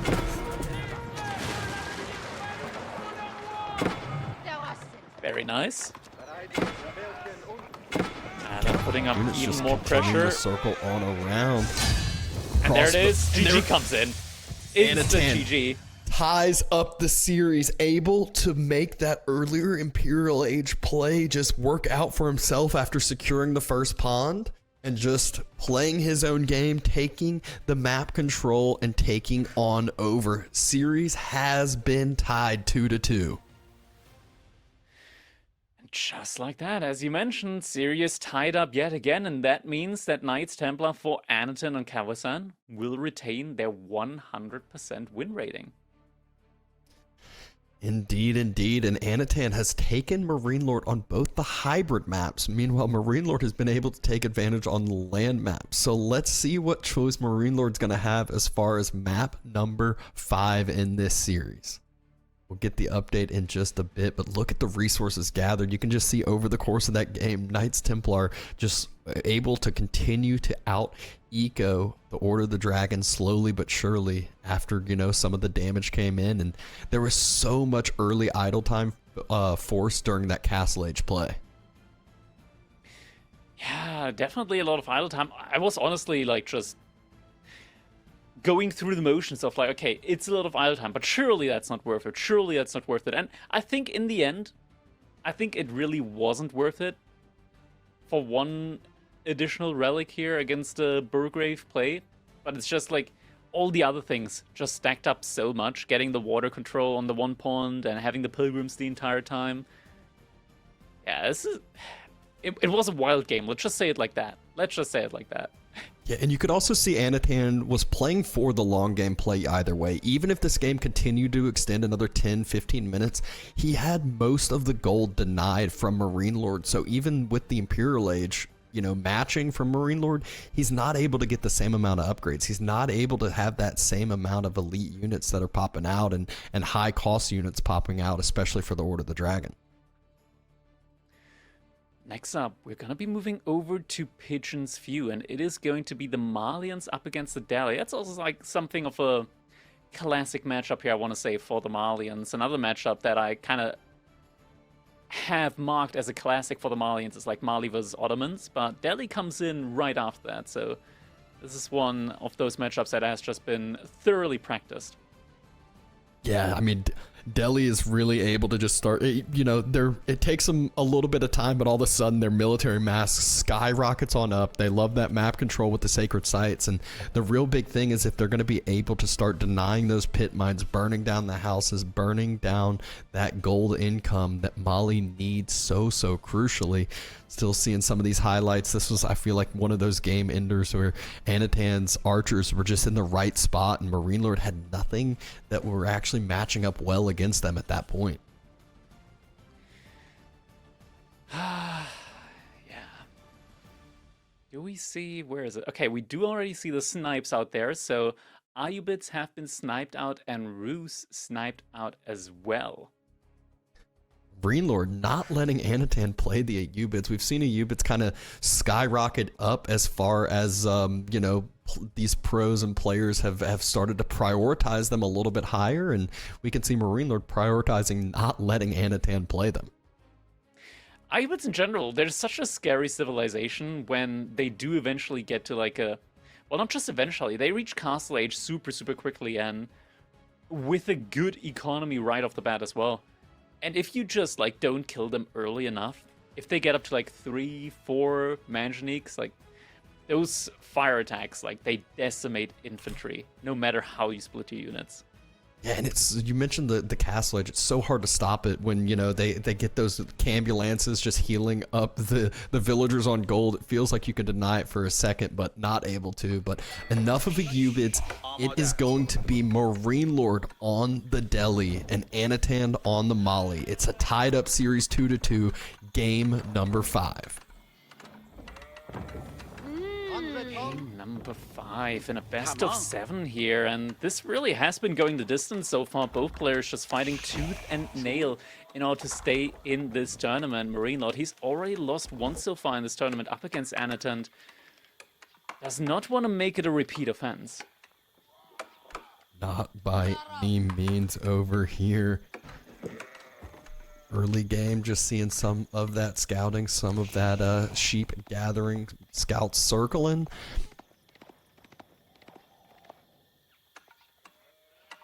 We are here on Pigeon's View. So Pigeon's View, it's very similar to High View, map on the ladder. So we have a ton of stealth forests. The main difference is instead of 3, we get 2 sacred sites. These sacred sites, though, aren't biased towards any of the players. They're very far, or well, not very far, but they're even distance away from both players. And they also come with a point of interest with these outposts next to them that you can capture up. So we'll be able to get some very important line of sight onto the stealth forests.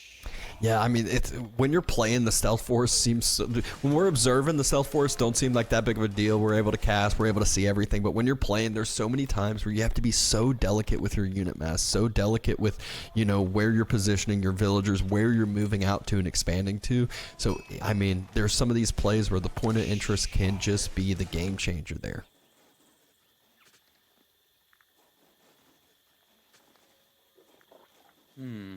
We do have the standard 6 houses on the pit mine. So Anotand, sometimes we do see players like go for an additional straggler tree early on to get even more houses around the first pit mine.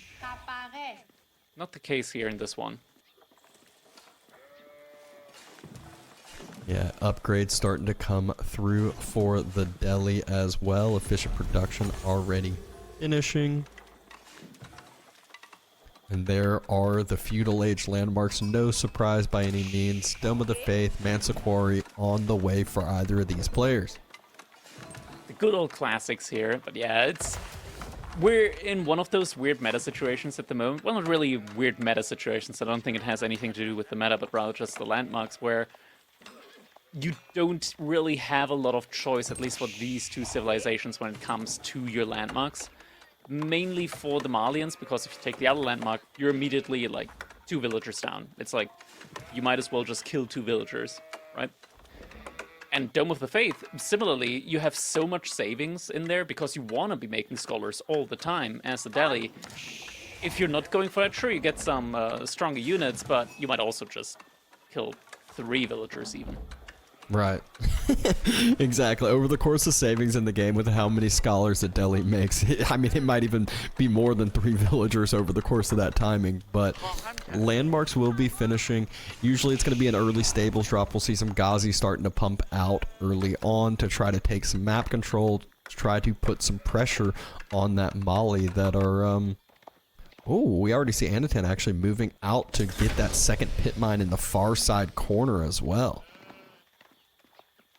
All right, yeah, this is a nice one because it's one of those gold mines where, sure, the other one, it's very far forward, but for this one, he has to move quite a long distance.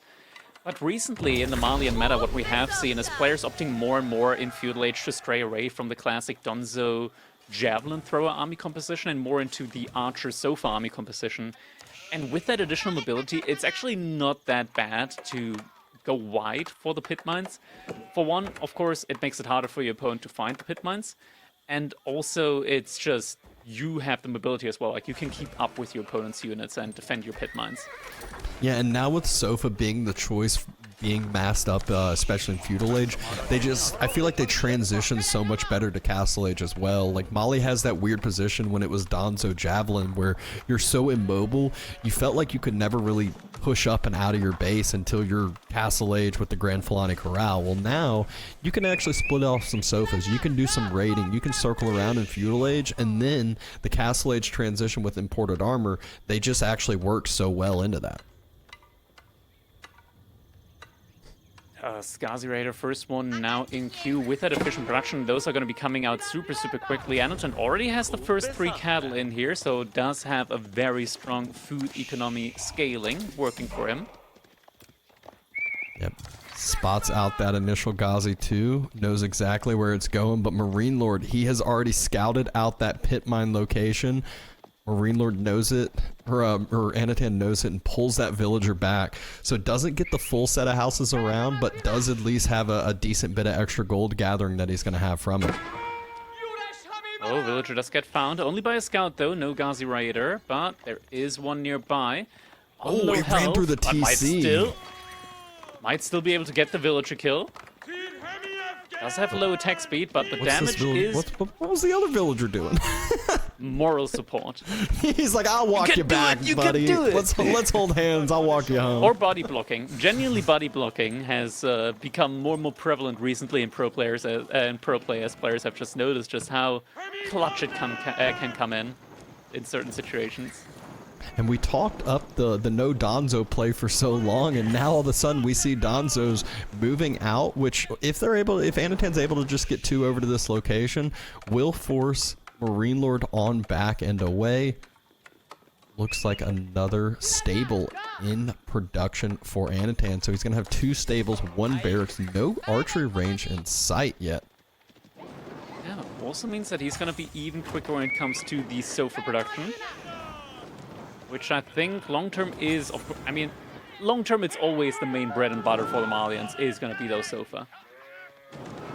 Looks like the pit mine might be ending up going down here. I think it's going to be a sizable loss. I think he's going to send a villager back out with these Donzo, with these Sofa that are on the way now finally. He was just waiting for that number to get a little bit higher before taking the fight.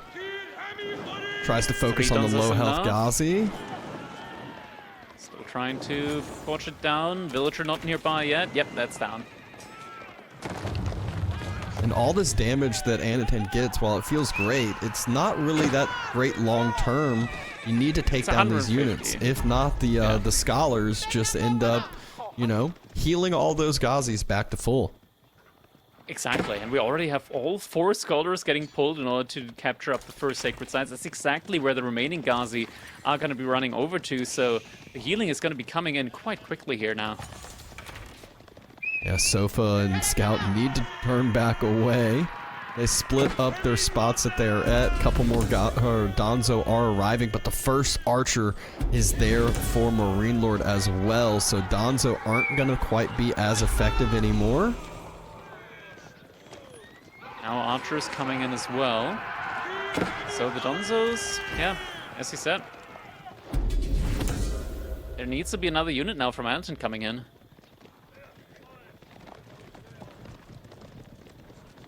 Now sits the scout on the sacred site, wants to be able to deny that, but might have pulled the rest of his... Nope, he's gathering the point of interest first. Meanwhile, MarineLorD might just move on over to the second sacred site, or might just double down, wait for some more archers, wait for some more Ghazis to full-fledged take this engagement in the center and make sure he gets that gold trickle coming in from sacred sites. Decap from Anotand. Point of interest gives him all the information that he does need, but immediately denied from MarineLorD and secured from MarineLorD. One scholar splits off onto the other sacred site. It's chased by Fan Club. For the time being, both players just playing it safe. MarineLorD massing up units, not taking any engagements yet. Anotand, though, like the amount of sofas is starting to climb up quite quickly now. Yeah, and I actually kind of love what Anotand's doing. He's not letting Delhi play their game. He's not just full-fledged investing into cows. He had those first couple and was like, all right, now that's a little bit of extra food. Let me equalize this military count. And oh my gosh. My God. Oh my, just barely scouted out by that archer. So not able to have too much damage in. Only picks up one archer and needs to turn back on away. Oh, almost gets another Ghazi. Can't kill him though. Healing's gonna come in the end, but don't want to risk losing any of the sofas there. A good amount of idle time for those villagers on the food, so will at least give Anotand a little bit of extra production. The scholar healing is not gonna... The sofa just, instead of going around to the other sofa... Oh, another villager kill! 2 villagers and a couple killed. of the Ghazis go and the down. sofa there as well. Really good fight for Anotand. Needs to keep running back though. Sofa. Another Ghazi taken down. Lining. Sofa onto the archer mass now as well. Fight is being taken. There's not too many scholars here. They aren't healing the units that they actually need to. Out. This is a pretty good fight for Anotand. It's very good. There is a scout in there, but the Donzos were left untouched for a long time. And now the MarineLorD, he just... they're all dead. They're all on the ground, lying in the stealth forest. Villagers not getting told out. GG comes in. Okay. What a decisive game from Anotand there. It just happened so quickly in the stealth forest. It was so difficult to micro down the Donzos. In the end, it's just the sofa winning Anotand that game. And look at the total resources gathered. Anotand went for those 3 cows early, did not invest more into it. He said, I'm going to make sure I have my pit mines. I'm going to make sure I deny the sacred sites. I'm not going to let Delhi play their game, and just worked it to perfection. Found out the berry villagers right as they had moved out to that next food resource and punished MarineLorD heavily for it. Abson. We're now in a situation where Anotand is on match point up against MarineLorD in the lower bracket. We're far away from even the semifinals for the lower bracket. And it's Tuklak versus English on Frisian Marshes. That was not on my bingo card for the day, Babson.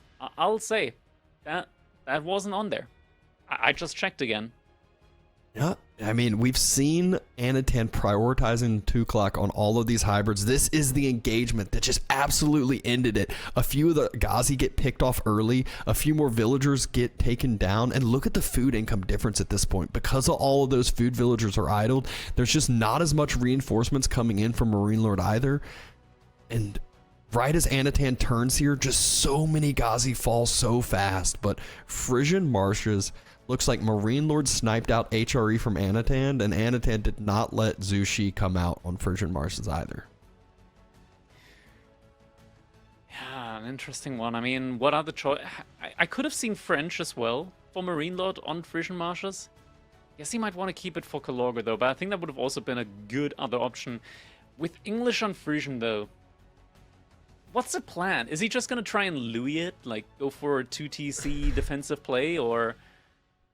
I forgot about one. Louis doing that. He just brought that out of nowhere. No one was playing English, and he was just like, "Look, 3 times in a row. I'm just gonna 2TC it. I'm gonna basically not necessarily wall myself in, but essentially wall myself into the corner and just let that eco boom, break out of it later on, and just have that unstoppable economy, unstoppable mass." But Anotand, he has the ability to, potentially take these pawns, potentially deny these pawns from the other side, which with the way that Tuklak works. Yeah, it's gonna be an interesting one way or the other, right? Like Tuklak, I think they're just weird. They're just a weird civilization. They overly rely on elephants in general. Like a lot of their landmarks are centered around elephants, and I think it kind of gives a message that, or rather portrays a weird image that these landmarks are the ones that are pretty much never being taken.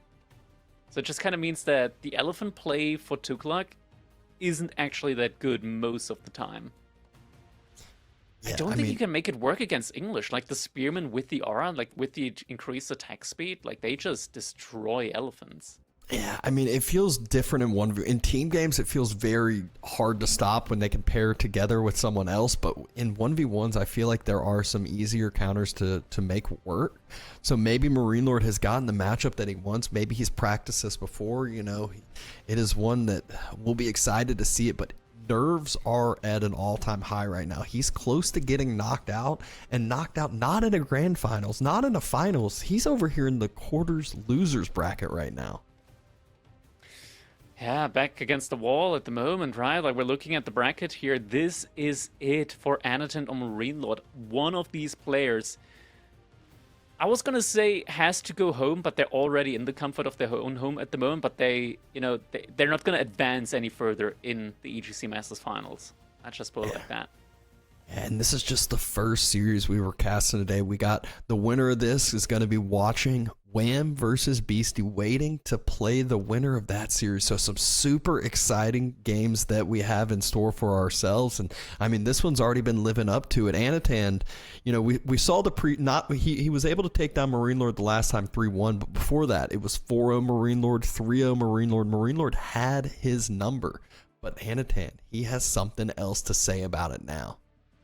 Yeah, getting promoted to viewer definitely feels nice, at least for one set. You get to hang back a little bit, watch what your opponent or what your future opponent has in store in terms of strategies, and just, be able to take a break. That itself, is pretty big value, because whoever wins between Beastie or Wham, they don't get that. They have to go straight into the next set, which in theory you could also make a point for. Oh, that's good. They're already in the... I want to say, in the motion of gaming, right? Yeah. They're warmed up, they're ready to go. I think players would disagree. Yeah. I would personally disagree. I would be like, nah, I'll rather take the break, thank you very much. Yeah, I mean, it's one of those, especially in these best of 7 series, if it's a best of 5, I could see the argument being like, okay, they're in it. But in a best of 7s, especially if it goes the distance, you definitely want to break. You want a mental reset for a little bit. You're probably hungry. You need a snack, who knows what goes on. But this is going to be a big game here for MarineLorD. He needs to try to tie up the series yet again for the 3rd time, and game on now. We're jumping on in. We got MarineLorD in the color pink, playing as the English here on Frisian Marshes, already on wood, so we'll be dropping that early Dark Age dock pond. His opponent in the color yellow, it is none other than Anotand. And what's his game plan? Already on wood as well. His dock is also coming along nicely. So early game. Looks like we're not going to be witnessing too much aggression. Instead, it is just going to be an economic play on those outwards pawns. Yeah, just that early game that's not too surprising here. When there's water, people like to take it, shoreline fish, and usually, you know, sometimes people will drop a second dock, sometimes people will just go in more for the feudal age, because if they see their opponent dropping another dock, they realize that, hey, maybe they can take advantage in that earlier feudal age timing, getting some military out on the field. Shoreline fish being snagged on up. Just have something for the villagers to do here while they wait for these fishing ships to get constructed. And maybe some more wood to come in to drop additional docks. Looks like Anotand might actually be going for additional docks. He's got 8 villagers on wood. Meanwhile, MarineLorD, he's still on the initial 5 that he had sent over to wood. Anotand, he's just sending more and more to wood. So it looks like he might be going for an even deeper expansion onto those docks in the Dark Age. Definitely seems to be the case with the amount of wood income that he will be gathering. Wouldn't be surprised to see that villager start walking out to the next pond here in just a second. Meanwhile, MarineLorD already going over to the gold, says, all right, this is going to be a quicker feudal age for me, quicker feudal age for the English. And sure enough, there's the villager making the next dock expansion. Now, the benefit, of course, with the faster age up for English is that they're going to be able to put a stopper to the dock expansion for the Tughlaq dynasty, as they're going to be getting that free king. I'm just going to, you know, I'm going to use my privilege here, and I'm just going to be like, okay, yeah, I already know that there's going to be an Abbey of Kings play from MarineLorD. I'm just going to not even think about the option of a council hall being made here for the English. Sure, it got buffed. Yeah. I mean, the council hall seems nice, but these higher level players are just so good at actually making it seem worthless. It's like, yeah, okay, longbows, they're very scary, especially when they get into mass, but if you try to start, you know, making this forward play, they're so hard to make sure your reinforcements are actually able to move across the map without getting sniped out by, you know, the higher mobile units on the other side. And sure enough, there is the Abbey. Abbey of Kings coming in. Anton still a while away from his own age up because of that second dock pond play. MarineLorD, he's sending villagers out to stone now, so it looks like we are going to be getting that 2 TC play off the back of an early pond play. Interesting strategy. Maybe an evolution of Louis' strategy. I mean, it's nice having that little bit of extra food to be able to support that next town center from the fishing boats. Let's see when Anotand gets the knowledge, gets the information of this. But meanwhile, I mean, this is one where while 2 TC sounds great, Anotand's basically going to have 4 mini TCs on his other side when he continues to have dock after dock after dock. And it just seems like the second TC is a longer payoff. But if the game extends, obviously the second TC wins because shoreline fish run out. And this is where like a lot of the changes kind of start to pile up, right? Because we did have a patch where the amount of food inside of these shoreline fishing spots has been extended from 500 to 650. Or was it just 600? Can we actually select it again? I'm not sure about the number. I think it's 600 or 650 on one of these shoreline fishing spots. I believe it's 600. But, you know, we'll get it figured out in a bit. 650 would be a lot, so I was like, wait, was it 650? Because that just sounds like a lot. If we can just select one of the shoreline fishing spots. Yeah, it is 600, okay. Yeah, 650 would have been a lot. And the 4th dock is getting dropped. I wouldn't be surprised to see a 5th one. I mean, actually, Anotand eventually now, he's going to start dock dropping MarineLorD's ponds. Yeah, he can circle across this whole map. He does, yeah, you mentioned it. He does need to worry about the king coming out through. Dome of the Faith will need to finish for him to be able to kind of retake some of the map control, because the king will force a lot of those villagers back and force a lot of military units to come out with the mobility and the healing that it has. Dome of the Faith is going to be the choice here for Anotand. That play in itself, like, I think you only need just like a single heal elephant in order to be able to completely out-heal the king damage. You can, in theory, just if you have enough gold, park one heal elephant next to the gold vein, and the king is not really going to be able to do anything to your gold gathering. Villager just getting annoyed by the scout over time, but you know, damage slowly adds up, and if he didn't pull it back, the king would have had an easy pick, an easy kill. Spears already being massed from Anotand, even in this dark age, because he's got the wood to do so. He's already got 500 food ready and waiting as well when the feudal age finishes too. It's still gonna be a while until feudal age finishes. This has been a very long dark age game at the moment for Anotand. I mean, he's not even Spearmen rushing are it down. in position. Yeah, he's taking his time. He already respected enough with the spearmen. And I mean, just looking at the resource that he has in the bank and the amount of villagers and gold, like, he's just going straight for the castle age follow-up. Yeah, 11 villagers on gold. King can circle on around, so we'll try to have this castle age timing play come in.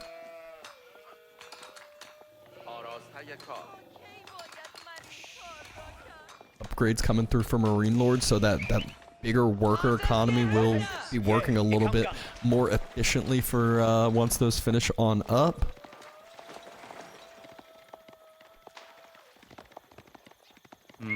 At the moment, yeah, not a lot that the king can do here. He's just watching. Yeah. Sightseeing. Might try to circle around to the other side, but yeah, I mean, Anotand's just on top of this, even splits off two of the spears back on, just to make sure there isn't any sort of circling back and split pulling and whatnot. Scout being annoying on the other side, Doc as well. But Anotand, he's already over halfway to Castle Age resources. I just feel like this could be like almost like the same thing we saw in the Abbasid game, where all of a sudden you look and it's like, yeah, MarineLorD now, he's going to be able to try to match up a Castle Age timing as well, but he's going to be able to have an extra economy behind it in the form of the second TC. King is diving into the wood line. He's getting a little bit of a body blocking situation there. Yeah, Worker Elephant did a good job body blocking. Oh, Villager's still going to be going down, though. Oh, yeah, Villager will get taken down. Spear won't be able to finish off the king either, so good job by MarineLorD, able to find some damage at least. But Anotand, he's dropping castle. MarineLorD, he's already halfway there himself, though. He's getting there slowly but surely, but still, there's going to be an interesting timing here. Not to forget, of course, the Tughlaq Dynasty. They do unlock their upgrades with a significant speed advantage. And he's dropping double stable. He wants to immediately put on pressure on MarineLorD. MarineLorD, he's adding in some production buildings as well next to his TC, it looks like at least. Nope, that's just a house. So no production buildings coming in. Yeah, all the wood right now is going to farms too.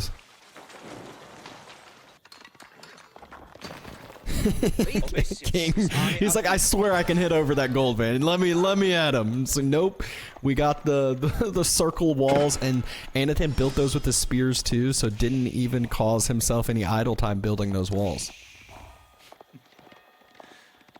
A little Luciferan wall there on the gold vein. Yeah, behind this MarineLorD has caught up with the economy numbers, and the White Tower is going to be coming in at a significant timing here. It means that the timing window that Anotand was going for doesn't really exist anymore. He's not going to be able to really do damage with these knights now, at least not to the main economy from MarineLorD.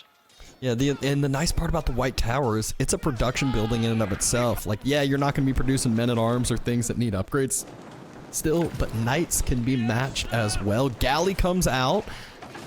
Doc should at least get put on fire, and then Anotand can just make sure that a villager doesn't go over to repair it here soon. Oh. Scholar. Found out. Jump in the dock. Is it gonna get there? Oh yeah, you can do that. Jumping in the dock?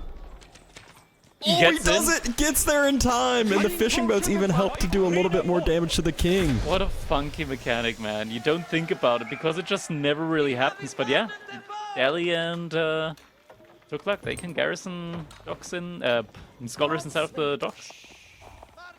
Oh. Lancer number is massing up quick, but look at MarineLorD's queue as well. 4 knights in queue. And the villagers do come over to be able to keep that first dock alive. Doesn't seem like much, but that's still 3 extra fishing boats working for himself for a good little bit. There's a scout trying to take down the... There's a king there. Oh. Take the charge. He's trying to lure him away. Oh, the praise! The stun! So good. And now a second scholar arrives to be able to heal up that... Oh. No.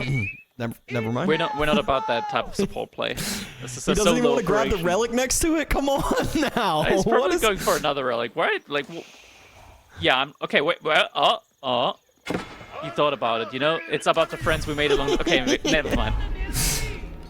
This is just like a Genji right next to Mercy asking, like, IDT, like, and just getting ignored. And there's the monastery drop for MarineLorD. He's going to try to get some of the relics for himself.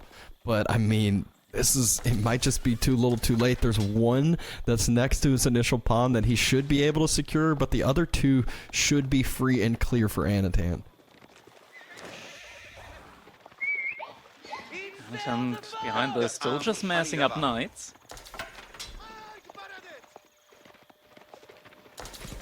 I'm assuming MarineLorD's dropped a barracks at this point. That way his spears can actually be upgraded to veterancy and not just produce... Yeah, he has. Okay. Yeah. Time being is probably just about numbers. 2 farm clusters, not fully kitted out, but actively worked on. MarineLorD, he's banking up a lot of resources behind this.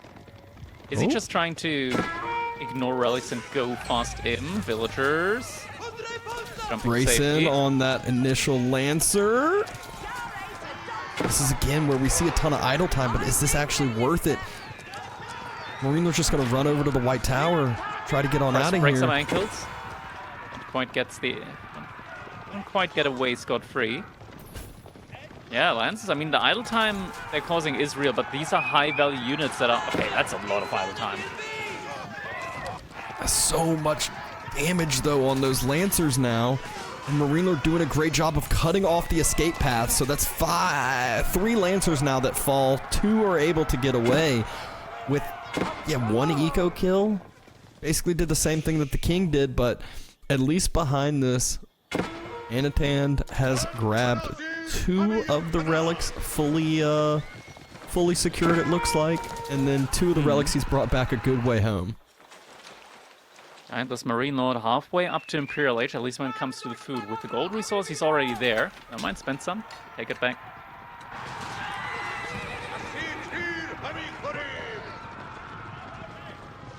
Healer Elephant on the way for Anotand. He has 15 Lancers.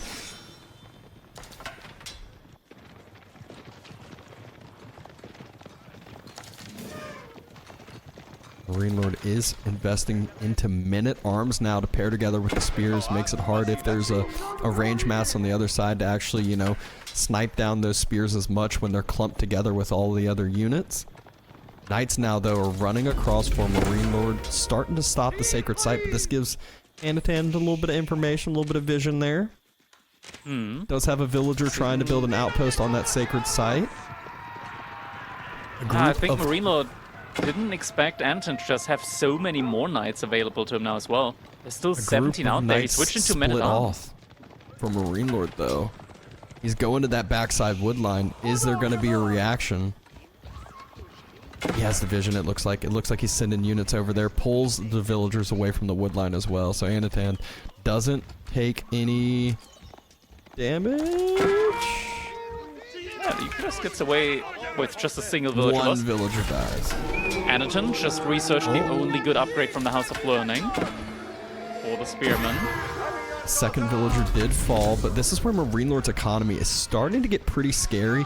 It will take him a good little bit to kind of equalize on those military numbers. And a good wrap around from Anotand, but MarineLorD just gets out of range in time for the charge.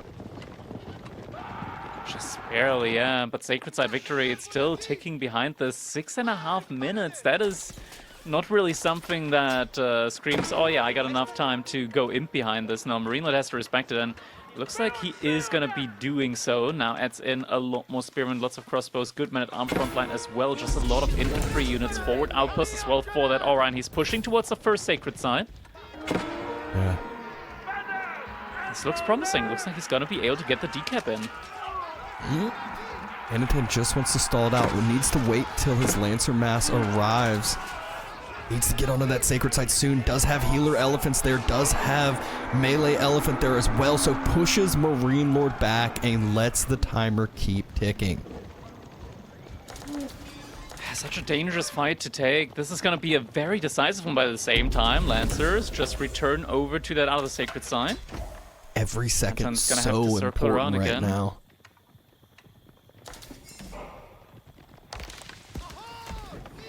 These knights, they're all really low. They would love to go back to that, that Abbey of Kings and heal up. Not quite. The charge comes in at the same time.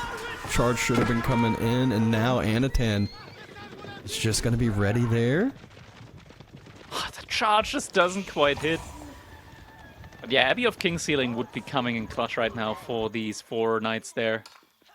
Behind this, MarineLorD, he's just continuously stacking up more and more of his infantry units.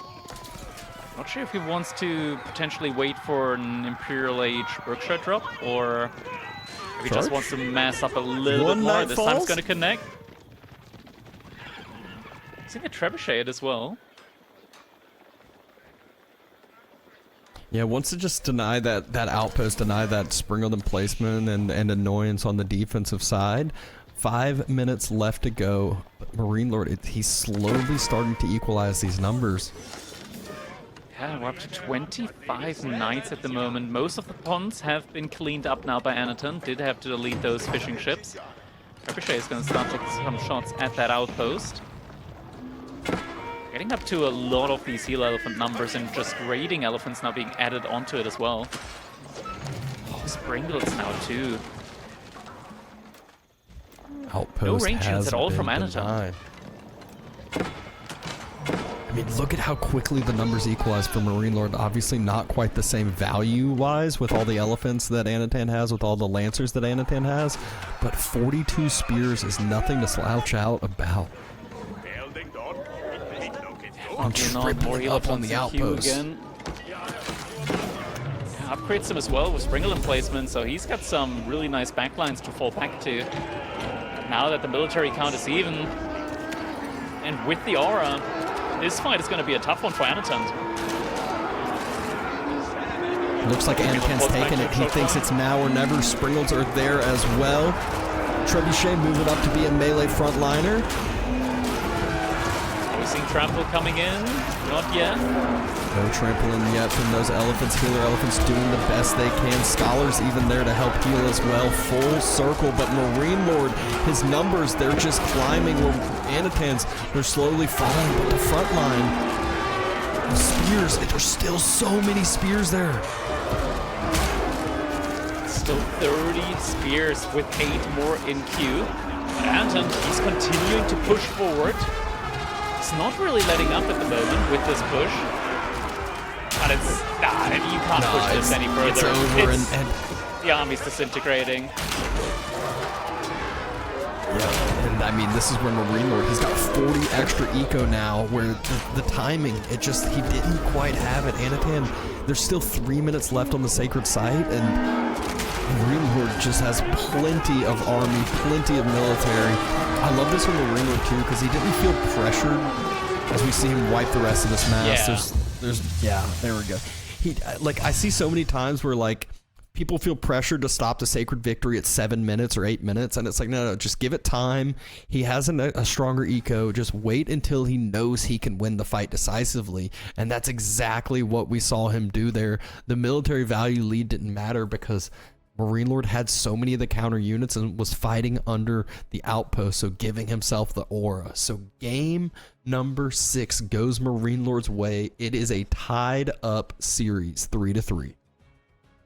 Going all the way to a game number 7 between these two, and you can really tell the nerves right now for these players. They're being stressed quite a lot because there's a lot riding on this match. Whoever wins this is going to advance further. Whoever loses this is out of the tournament for good. And of course, he does have I want to say, in this tournament, a positive win record up against MarineLorD. MarineLorD, obviously, like, the titan in pretty much any Age of Empires 4 S-tier tournament. And having that under your belt, I think it gives Anotand a lot of confidence. And now we're going to be moving over to our final game in this set. It is going to be the Holy Roman Empire for Anotand up against the French from MarineLorD. MarineLorD getting his French, a classic civilization on Kurlager, a classic matchup that we see here that we have seen so many times throughout the Age of Empires 4 history. It will be a exciting one for sure, living up to the tale. Game number 7 in just the first series of the day. Oh man, yeah, this has been a very exciting one so far, just overall. And we've seen the French on Kurlager before. They're pretty good there. They're pretty good. Just being able to utilize your keeps, not just for, of course, the production cost decrease, but also just to secure resources. Because on Kurlager, there are a ton of resources out and about strewn across the map, and those are very important to secure if you just don't want to make farms. We know the French, of course, they are allergic to making farms within the first 30 minutes of a game. They do get there eventually, but they want to delay it as much as possible. And just all these separate food resources out there on the map definitely help them to do so. The HRE, they're a little bit of a, do-it-all civilization. They don't say no to resources out on the map, but they're also not against adding farms underneath, let's say, an Archon Chapel, for example, just in general with the scholar, or rather prelate inspiration that they do have. They're not opposed to that.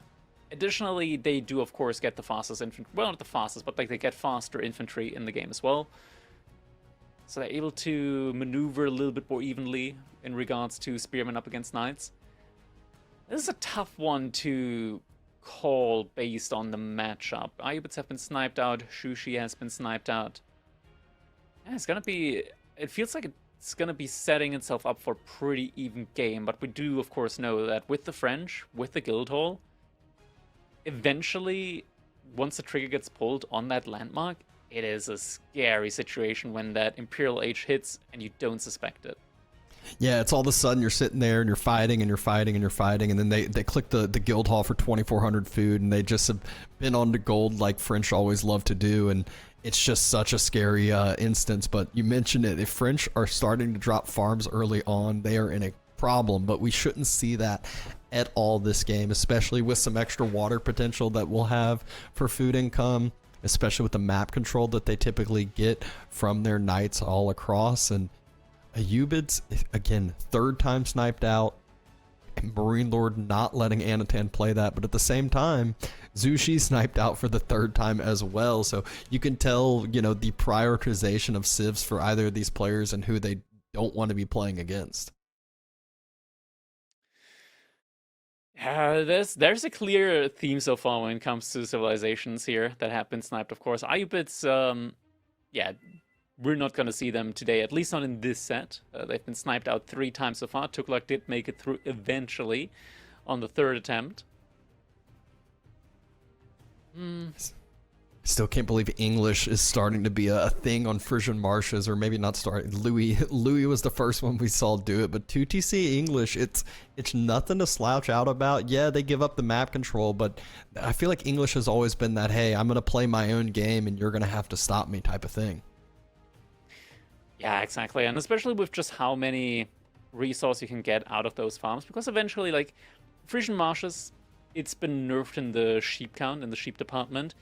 Eventually you are going to have to add farms, and when you're playing 2TC as the English and just are able to run around with the king, delaying your opponents like a dock boom as well, that type of situation, you can feel really good about that second TC very early on. Yeah, and it's one that, you know, MarineLorD waited. His economy was so strong, and it's kind of the same thing that happened with the Abbasid, where Anotand went castle, wasn't able to put any punishment on the second TC, and then, you know, decided to play the Sacred Site game, and MarineLorD did not rush it. But enough of that. Game number 7, game decider here. One person will get promoted to watching the next series of games, and one will be sitting at home in misery over there. But French for MarineLorD. Anotand on the Holy Roman Empire. Villager already moving out to build a dock here. Hey, saying it with such malice, I would say they're getting a more permanent position offered as viewer for the rest of the tournament. Oh, there you go. A Twitch chatter, some might say.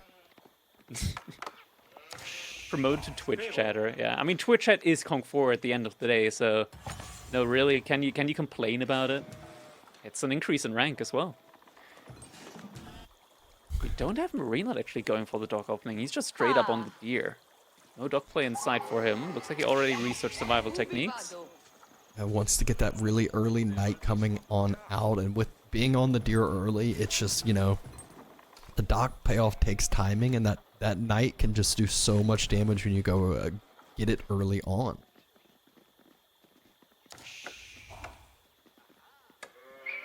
Ooh, we have another villager. Oh, never mind. That's just for the gold vein. Villager now moving out for the gold for Anotand. So MarineLorD, he's going to have a not insignificant timing advantage when it comes to the feudal age. The question is what he's going to be making of that timing advantage. Whether it's just going to be an immediate night, or if he's going to be trying to drop a quick dock and try and take control over water that way. Yeah, that's when we're usually on this map, though. You can always see kind of the wall out go on the river, or it's just 3 fishing boats produced where they have enough room to jump inside, and then you have your ships to heal up comparative to the other side that shouldn't have fishing boats to heal their side. So there's kind of a couple different ideas, a couple different strategies that can come into play. Also allows MarineLorD to potentially just dock the other river if he wants to just slowly match up the economy on the other side with his own. School of Career now coming in for MarineLorD. No surprises there. Oh. Sheep does get sniped out. There's that third fishing boat. I would not assume... Yeah, I was about to say Anotand's already pulled off of the wood. It wouldn't see him producing anymore, as that leaves a little bit of vulnerability, especially with night circling around the map as well. Also should see that villager starting to head home in the near future to prevent a villager loss here in Feudal Age 2.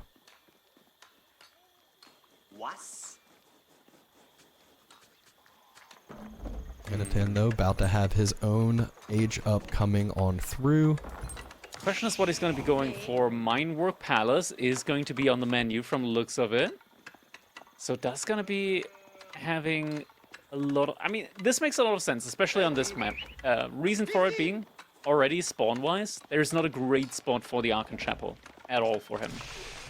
So you're probably going to be forced into making multiple prelates anyways in order to buff up your villagers. And Minework at least gives you a tangible increase there as well for your economy, as in you have to spend a lot less resources on your blacksmith upgrades.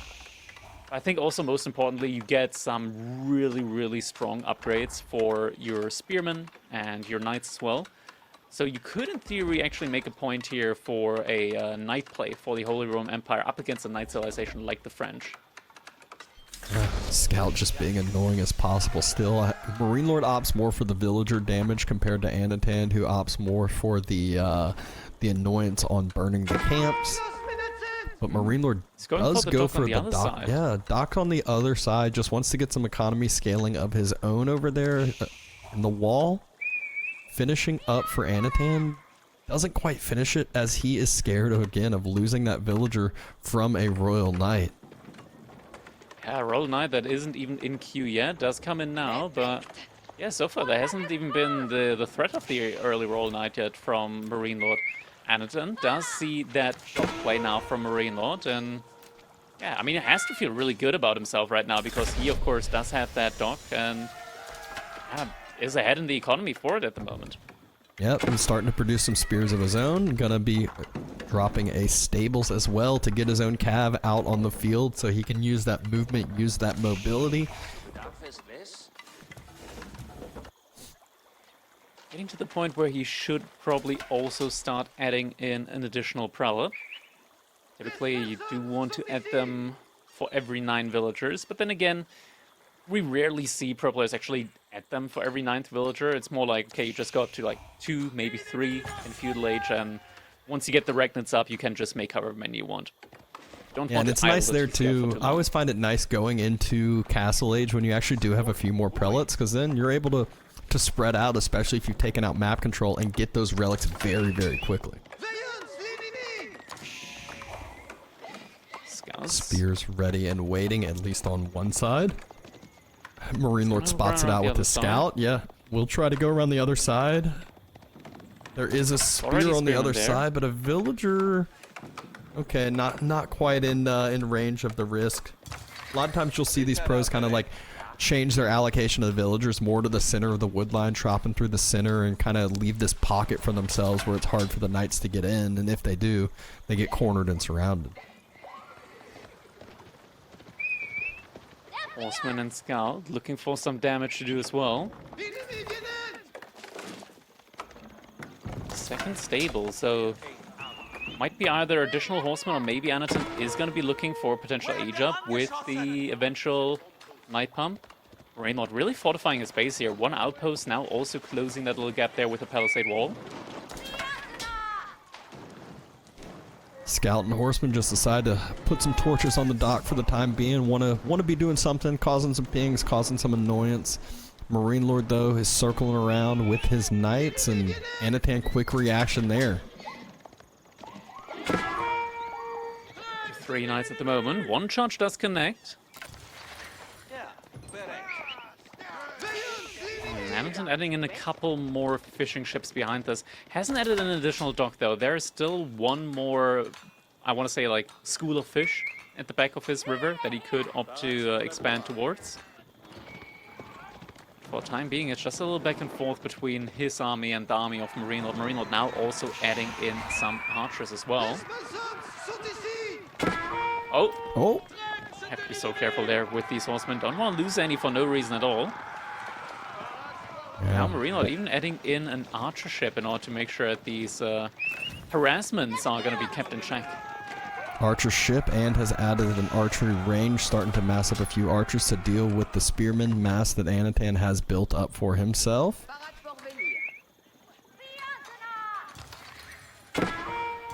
We'll start running low on those deer that he initially started with next to the town center, and there's the archer ship out at the perfect time as the spears move forward. They wanted to deny that dock play, but not going to be able to do so with that archer ship there.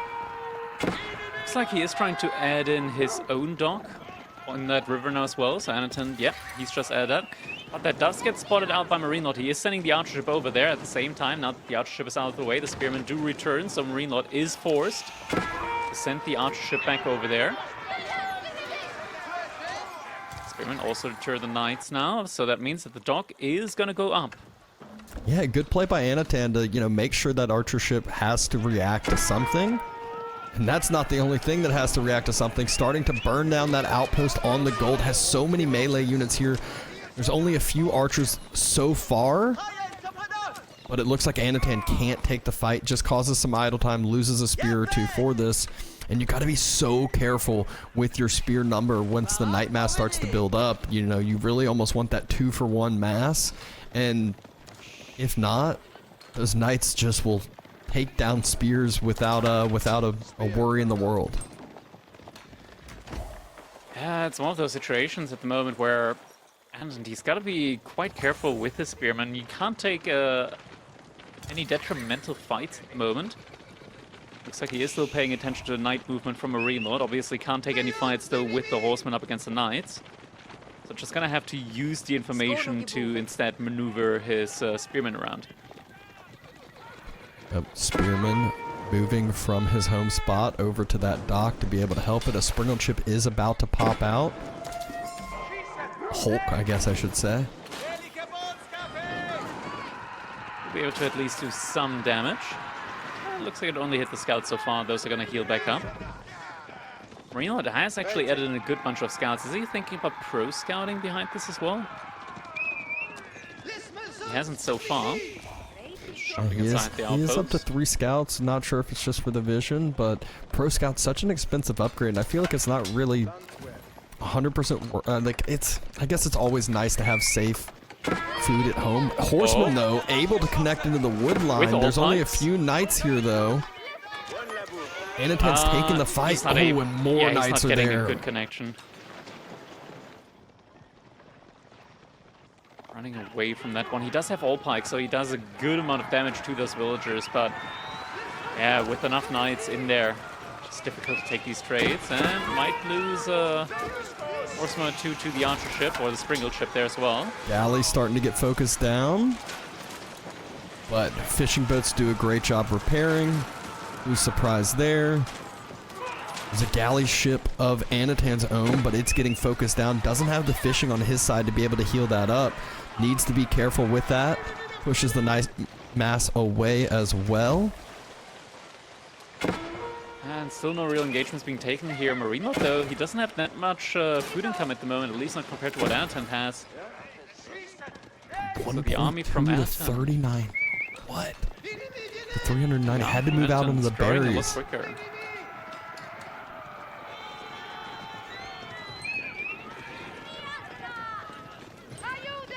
We are up to 3 prelates now at the moment, and Anotand looks like he might be getting ready for a potential age-up play now.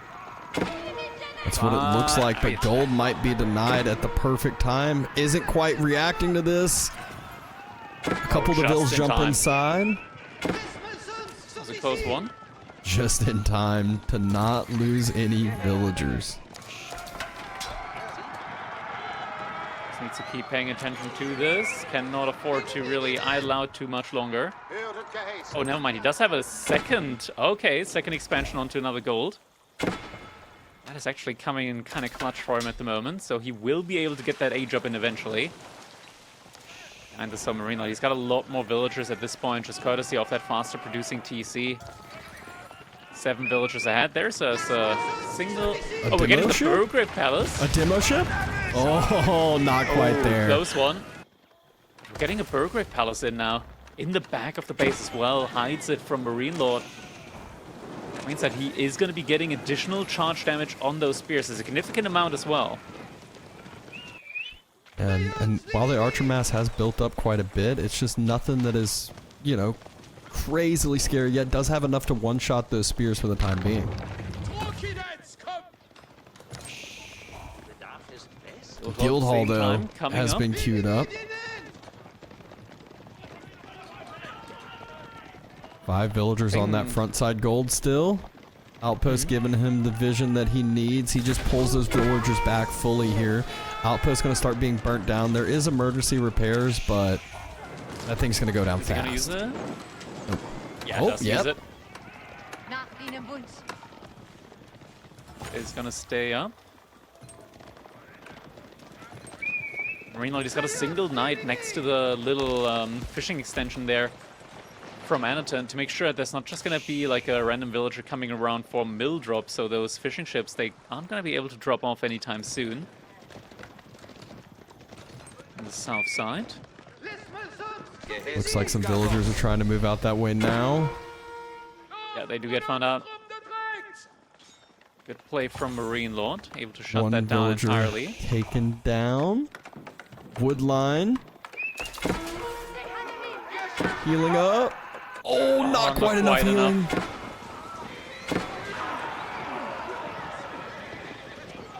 Osman still trying to find some raiding avenues here. Now have veterancy on them as well. Villagers from MarineLorD are going to have to get pulled from the wood line. They don't want to get taken down. Splits up the army as well. Able to get a couple of pickoffs here. Shivs are getting pulled. Pulls the shivs out. One villager gets taken out, but so do a few of those horsemen. Pathing.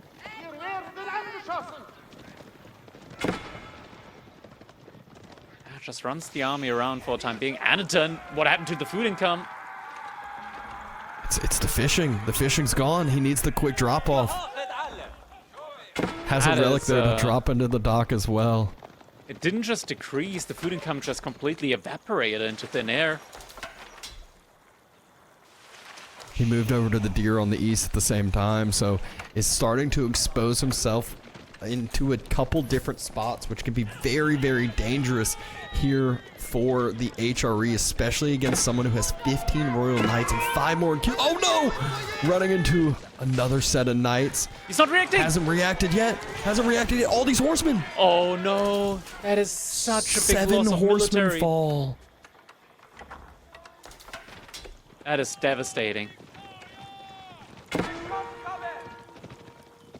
So We'll running be around able to with a couple of spot some horsemen. villagers on the food. Has spotted the villagers out onto the goal, but this just feels like one of those times where Anotand's starting to throw away some of his military and not the greatest trades here. Attempted Wololo, not able to be successful. 1 relic has been Great fully awareness from secured for MarineLorD. Anotand.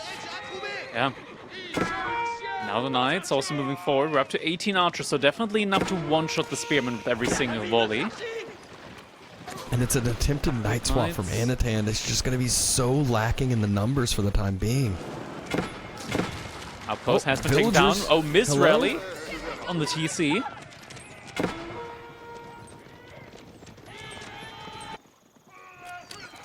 Spearman raid. Spearman, 2 villagers down, almost 3. Good bracing. Good connection. Oh, he's They went for trying the to go for the villagers villain set. instead? Oh, he's distracted at home, that's why. Russian comes in. Archers focusing down the spears. Spears are Not able to trying to go for connect the here, Knights. doing a significant amount of damage to the cav. Archer numbers starting to Is it thin out enough? just a little bit. Rally point is coming here as well, so decent fight for Anotand, but there's so many more numbers for MarineLorD. It just seems like this is not going to be enough. Chain barding also isn't in, so these Knights don't have any additional armor now. And this trade out at the end of the day, MarineLorD still has 17 Knights, Anton down to 3.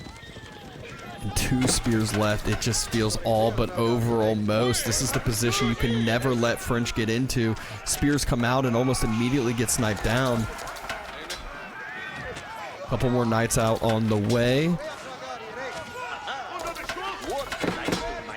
Chivalry also on the way now. MarineLorD, he's just standing his ground and taking these engagements. 9 more archers in queue, so all the army that he lost so far, he's just going to be able to rebuild entirely. Anton behind us, only a single relic gathered up so far. Same for MarineLorD. But is trying to pick up more now in the middle. Second one about to be coming in, third one about to get picked up as well. Might be just tripping over the sacred side, so triggers that message. Yeah, but has more than enough army to go defend this.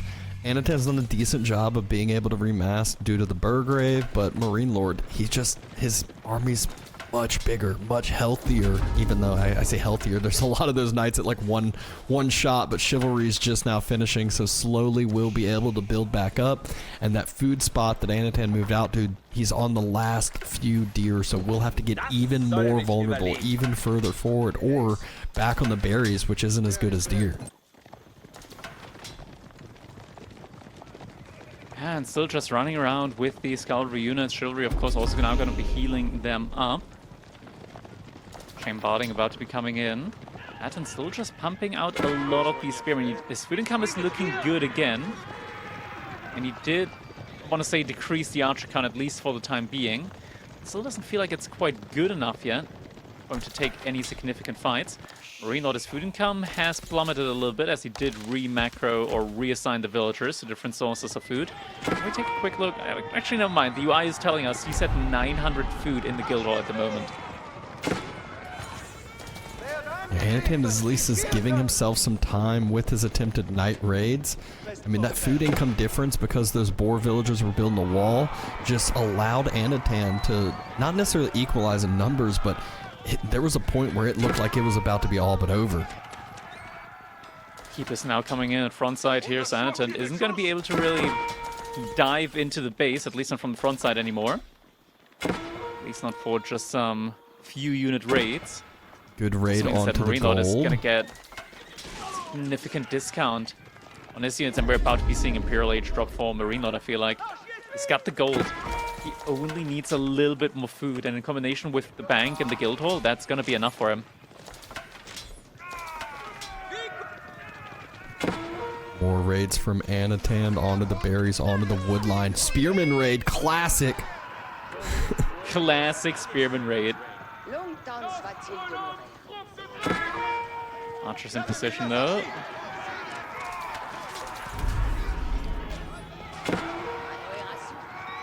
That victory has been locked in. And these Spearmen getting taken down without even being able to take down a single knight here.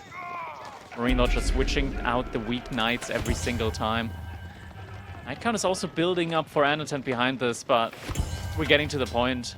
Absent by MarineLorD, he now has the option to take the food out of the guild hall at any point. There it is. You can already see villagers moving forward. Switches it over to gold. And in the middle of the map, next to the large 8k gold vein, all the knights are here to protect this as well. So many villagers that no matter what happens, this red palace is gonna go up. And that's really one. We're taking the 8k gold, taking the map control, the vision, the knowledge, the information. Anotand's trying to go deny some food, but he has much bigger problems to deal with at hand. About to be seeing another Spearman raid. Knights are getting pinched as well. Looks like he does see the red palace there now. Isn't too far away from his own age up, but this does not feel good because, you know, your opponent, he didn't invest that much into the age up. It was just off the back of that guild hall. This is one, when that happens, you feel so pressured to do something. Good job splitting off one of the knights that was getting chased by the Knights of MarineLorD, but he cannot take this fight. Imperial Age upgrades are on the way. Behind us, the TC now also gets that red palace emplacement in on it as well, so the Knights, as long as they're just running around in the base, are taking significant damage there from it as well.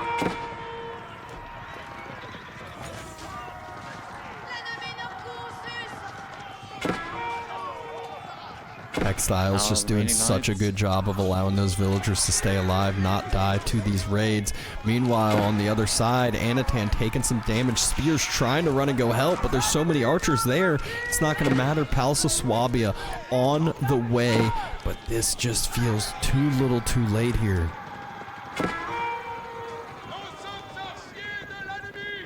Archers now with the Imperial Age upgrades as well. Spearmen, they don't look that threatening at the moment, not anymore. Anton on 29 military units up against 50, an age behind. Palace of Swabia now coming in for him. But realistically, what is the plan now from this point on? I mean, the income difference just is significant. There are 15 villagers obviously building the landmark instead, but MarineLorD has full map control as French, which just feels so bad. Now the archers are moving towards that Palace of Swabia as well. Potentially find out the economy from Anotand that's hiding over there. Bye-bye to all the fishing boats. Relic in the dock probably taken down here as well, so a little bit less gold income. Swabia spotted out where that's at. There is a Springland in place, 2 Springland in place towers. That's just not going to be enough. There's so many villagers here. Where's the military from Anotand? It's nowhere to be found. Villagers just have to run, but there's so many archers, so many knights. Chain botting means that the Knights are going to be able to tank up a significant amount of damage, but now that the archers are getting focused out, there's just no way out. GG comes in. MarineLorD able to win against Anotand in the best of 7. The last game in this series means that he is going to be able to advance onward in the EGC Masters Finals. What a close series. What a great job there. A great attempt by Anotand, but a good job by MarineLorD to just not lose focus, not be worried that he's down 3-2, and just lock in and take game number 6, game number 7, and move along now to watch Wham and Beastie and take the winner of that. Oh, man. Yeah, this was a seriously incredibly close set between the two. And I mean, just knowing that they already, matched against each other in the group phase and the way that ended, I think this was a very important win for MarineLorD. Even more important than, of course, just getting the being able to not get kicked out of the tournament, of course, or rather not like end the run there, but just also for the mental. After losing 3-1, like you keep winning against this guy time and time again, suddenly you lose 3-1, and the next set, if you lost that again, that could have been quite upsetting potentially. Yeah, just what a great job. Great series here, and excited to see the next one. But I think first we're going to be trying to set up the typical winners interview. All right, so let's jump into it. Everybody, here is your winner of the set, MarineLorD. All right, MarineLorD, congratulations for this victory up against Anotand. How are you feeling after that one? You went all the way to a game number 7 against Anotand. Yeah, I mean, it was feeling very hard. Especially like the last 2 games, I believed my draft was terrible, and I felt like I would lose. But after beating Tugluk, or Tuglak, I'm not sure how you say, I was decently confident because we practiced this matchup actually, H3 French, so I knew it was pretty close, and I had my chance. But yeah, I don't know, it was very hard. I think 2 of the games I played so fucking bad, it's fucking disgusting. Like sometimes I disgust myself so badly. The Daily Malian game, I can't macro, I can't do anything. I have no hands. I'm terrible. And the House of Lancaster game, I'm so stupid. Like I see he has so many more ships than me. So I'm like, okay, I'm gonna deny some ship with my spear, so the can cannot go this way. And then I just forget that my plan is to deny the dock. And then he goes for a dock and I'm dead. I was so stupid. I don't know. It's crazy. Things like that do happen at times, but yeah. Let's go over it one after another, because of course we did have the first game on Gorge with the Byzantines up against Sengoku. Sengoku so far, they've been hailed as a very strong civilization in general. Byzantines, of course, like the good old. How are you feeling about them? Because, like, hasn't he put on a lot of pressure on you in the feudal age, right? Like he dove kind of deep and then gets the follow-up age up in as well. But then with the cataphracts, like you just kind of like caught him out of position. Were you like aware of just how badly you hurt him at that point in time? I mean, usually when you reach age 3 with this Steve and you don't take any damage, normally you kind of win. But Sengoku is obviously very strong, and I think Anotand is playing pretty well, so I was not sure 100%. But when I saw that he was not in time to deny any relics, and I could get 3 relics pretty easily, I knew it would be slightly favorite for me, and then it's pretty easy to play, I think. You just try to attack the food from both sides. I mean, he's gonna attack my food, I'm gonna attack his food, but I'm gonna get more free units, and normally I'm gonna snowball at some point. But it was pretty hard. After that, we did have the Malian versus Delhi game. You mentioned that one already, like the lack of hands there for a little bit. Yeah. I think in general, like with the Stealth Forest up against like Donzos, for example, it becomes incredibly tough to like micro up against Donzos inside of Stealth Forest. It feels kind of difficult to hit them out there. But yeah, like the Sofa play, we've seen it more and more at the moment with Mali, that they don't go for like the Donzo Javelin combination anymore. But instead, we see a lot more investment into Sofa nowadays. Is that something where you were like, okay, you got the Ghazi Raiders, were you feeling confident before you took that fight, or were you already like worried, okay, this could be going south for me? No, I was already worried because I missed macro a little bit earlier on, and my macro was so bad. I was going from food to wood, and I was not sure how to balance my economy, because I was not confident in how many spears he will make or how many sofas. So if he make like 5 spears to bait me and I go Mass Archer, I'm dead. And if he does the opposite, I'm dead too. So I think I was most likely missing some scouting information, and also I put way too much on food at the start of Feudal Age. We then went over to the Abbasid versus Golden Horde game. I really liked what you did there, where I believe at least that you had in mind that, of course, there is the double armor upgrade for the Castle Age play from the Golden Horde. You didn't make any archers until way later into the game. That was on purpose, I'm guessing, right? Yeah. Because typically we see you making archers all the time. Like, that's like your main unit.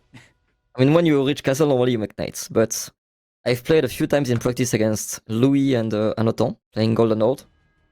And the only time I died was I was making archer and trying to push them. So this time I was just like, okay, I'm just gonna try to scout well. If he all-ins feudal, I'm gonna defend. And if he doesn't, I'm gonna fast castle. And then Golden Horde takes so long to age up, so you have quite a lot of time with Abbasid. And then it's pretty easy. I think once we reached castle, it was already pretty much over. Yeah. That was a rough one. Yeah. Of course, we got to talk about Kawasan because that is the second time that we had you versus Anotand in this tournament with that matchup. We've seen Genitors again. Granted, this time they didn't like get mass that much into, and I don't think that was like the main play there, of course. But your take on the matchup overall, because like this one, genuinely at the moment, like from what we've seen, I'm not quite sure how Order of the Dragon can really approach that. Do you have any like ideas after this one? Yeah, I think it's pretty close. It's just I'm stupid. Like I think you shouldn't play the second leg. You should just all in one leg because we are all of our economy is on the same leg. So it's just a water fight, I think, on one leg. But since I'm spending so much money on the second leg, making a few, I made a galley and I made a dock and then I made some fishing ship. Then I just have like 2 less ship than him and I just die. So I think I was not too mad at myself for that, but yeah, I think from this position, then you just lose a lake, you have like 4 or 5 less fishing ship. And then you're just dead because he cannot do whatever he wants. He just has a better economy. I think Templar, if it gets going, it's very, very strong. Like it's one of the best snowballing Steve. But in theory, I think they shouldn't be able to have a snowball position because they are not very good, I think, at the moment. But they're decent, right? It's a pretty close matchup, I think. Yeah. OTT, Templar. It's just trying to get into that position. It's kind of tough. Once you get the fortress up and when you have the pilgrim secured, it's a pretty good civ. But to get there, that's the challenge. Of course, we already mentioned the Mongol versus House of Lancaster game. It is one of those maps, right, where just taking water control is like one of the main key parts, just because water scales so well. Actually, looking at the game back, or just during the game, your income just with a single manor was actually really, really comparable. Do you think that maybe you could have played it in a way where you just ignored water, or is that something where you think, okay, nah, it's you have to absolutely go on water every time? It depends, but his base, like his wood line was very good, I think, since it makes a wall with the cliff, and then it's the TC defending it, and then he had a fast tower on the gold. So once he locked his main base, I knew I was dead. I was just I tried to go for a ramp push, but I knew like my economy is gonna be on the same caliber as his for like maybe 5 or like 4 minutes. But once my first mana runs out, I'm dead. And also I didn't get like, since I went for the base instantly, I got destroyed on the ship count. So obviously the House of Lancaster is very strong with ship economy. So yeah, when I saw that, I was like, live and the ship count was it was tough very one. devastating there as well. Also, yeah, the mistake of making sorry. Yeah, the mistake of not defending the lake with my spears when I have the advantage of H1 spears. It makes no sense. And I'm stupid, but it happens. I was pretty mad at myself for this one because House of Lancaster was my first pick, obviously. And it's very strong. So it's not the best one to lose. Then, of course, we've seen a lot of the like overall newer civilizations in this draft as well from Anotand. Like, you picked 3 out of the 4 new civilizations. You mentioned like Tuklak being like, you felt a lot better after winning against Tuklak on Frisian Marshes. Yeah. Did you like already like have the plan in mind that you might be seeing English into Tuklak on that map? I was really not sure what I wanted to have, but I felt like Ayubit will be way harder than Tugluk. Actually, like both Aishari, Ayubit, and Tugluk felt terrible in my head. But I was like, maybe my plan was to bait him to make spears with English, and he didn't take the bait. So at this point, I believed I was dead. I look at the harvested resources, I'm getting ahead just at the end of the game. But also, English army is a bit better. So, I don't know. On paper, I was like a little bit not confident. But also, I could see myself winning with some tricks, some good multitask. And also the fact that for now, we are not the best with new civs, obviously. Especially Tugluk. It's very hard, I think, to play. I could see myself. Also, one thing from Tugluk that is pretty bad, I think. The fact that they have no normal keep, I think is pretty bad. So to deny Sacred Sites, you can actually like always pressure Sacred Site. He has to make a tower plus fortify and 3 golden placements, which is pretty good. But sometimes having a fast keep can be very nice. I think maybe they should change that for Tugluk. Maybe they should have like an upgrade where they can make their normal forts into a keep. And then if you do that, you don't have a governor maybe. But it feels very weird right now, I think. It is one of those more weird civilizations, of course, of the new ones that did come in. All right, closing things out. Of course, you did win against Anotand. It was a tough one to get there. You did face off against him in the group phase early as well, where he did manage to beat you 3-1. Overall, your stance at the moment, do you think like we have a lot more, I want to say, like, at least this is my perception, a lot more competitive play in Age of Empires 4 Pro play. Like previously, it used to be like the top 5 were just a good bit ahead of the rest.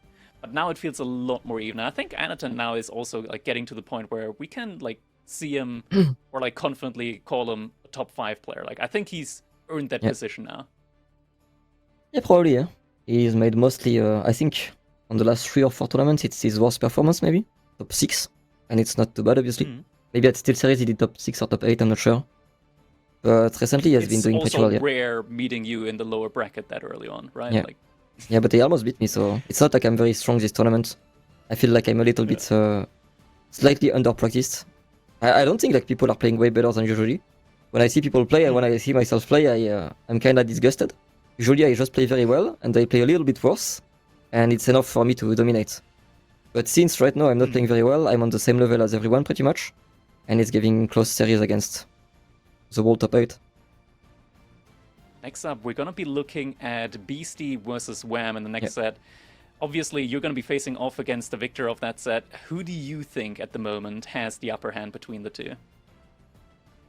I don't know. If you asked me before yesterday, I would say Wham, but Beastie destroyed Lucifron, and Lucifron is pretty good, so I'm not sure. I would like to face Wham. I want to take my revenge, so I would like to face him. But I think it's going to be close. Hopefully it's a nice one, alright? Like, we only have 3 games today, so if it can be 3 fun best of 7, it will be nice. Yeah. All right, we're going to let you take just a short break, and we'll be back after a short break as well with the next set between Wham and BC. Congratulations, MarineLorD. See you later. Thanks.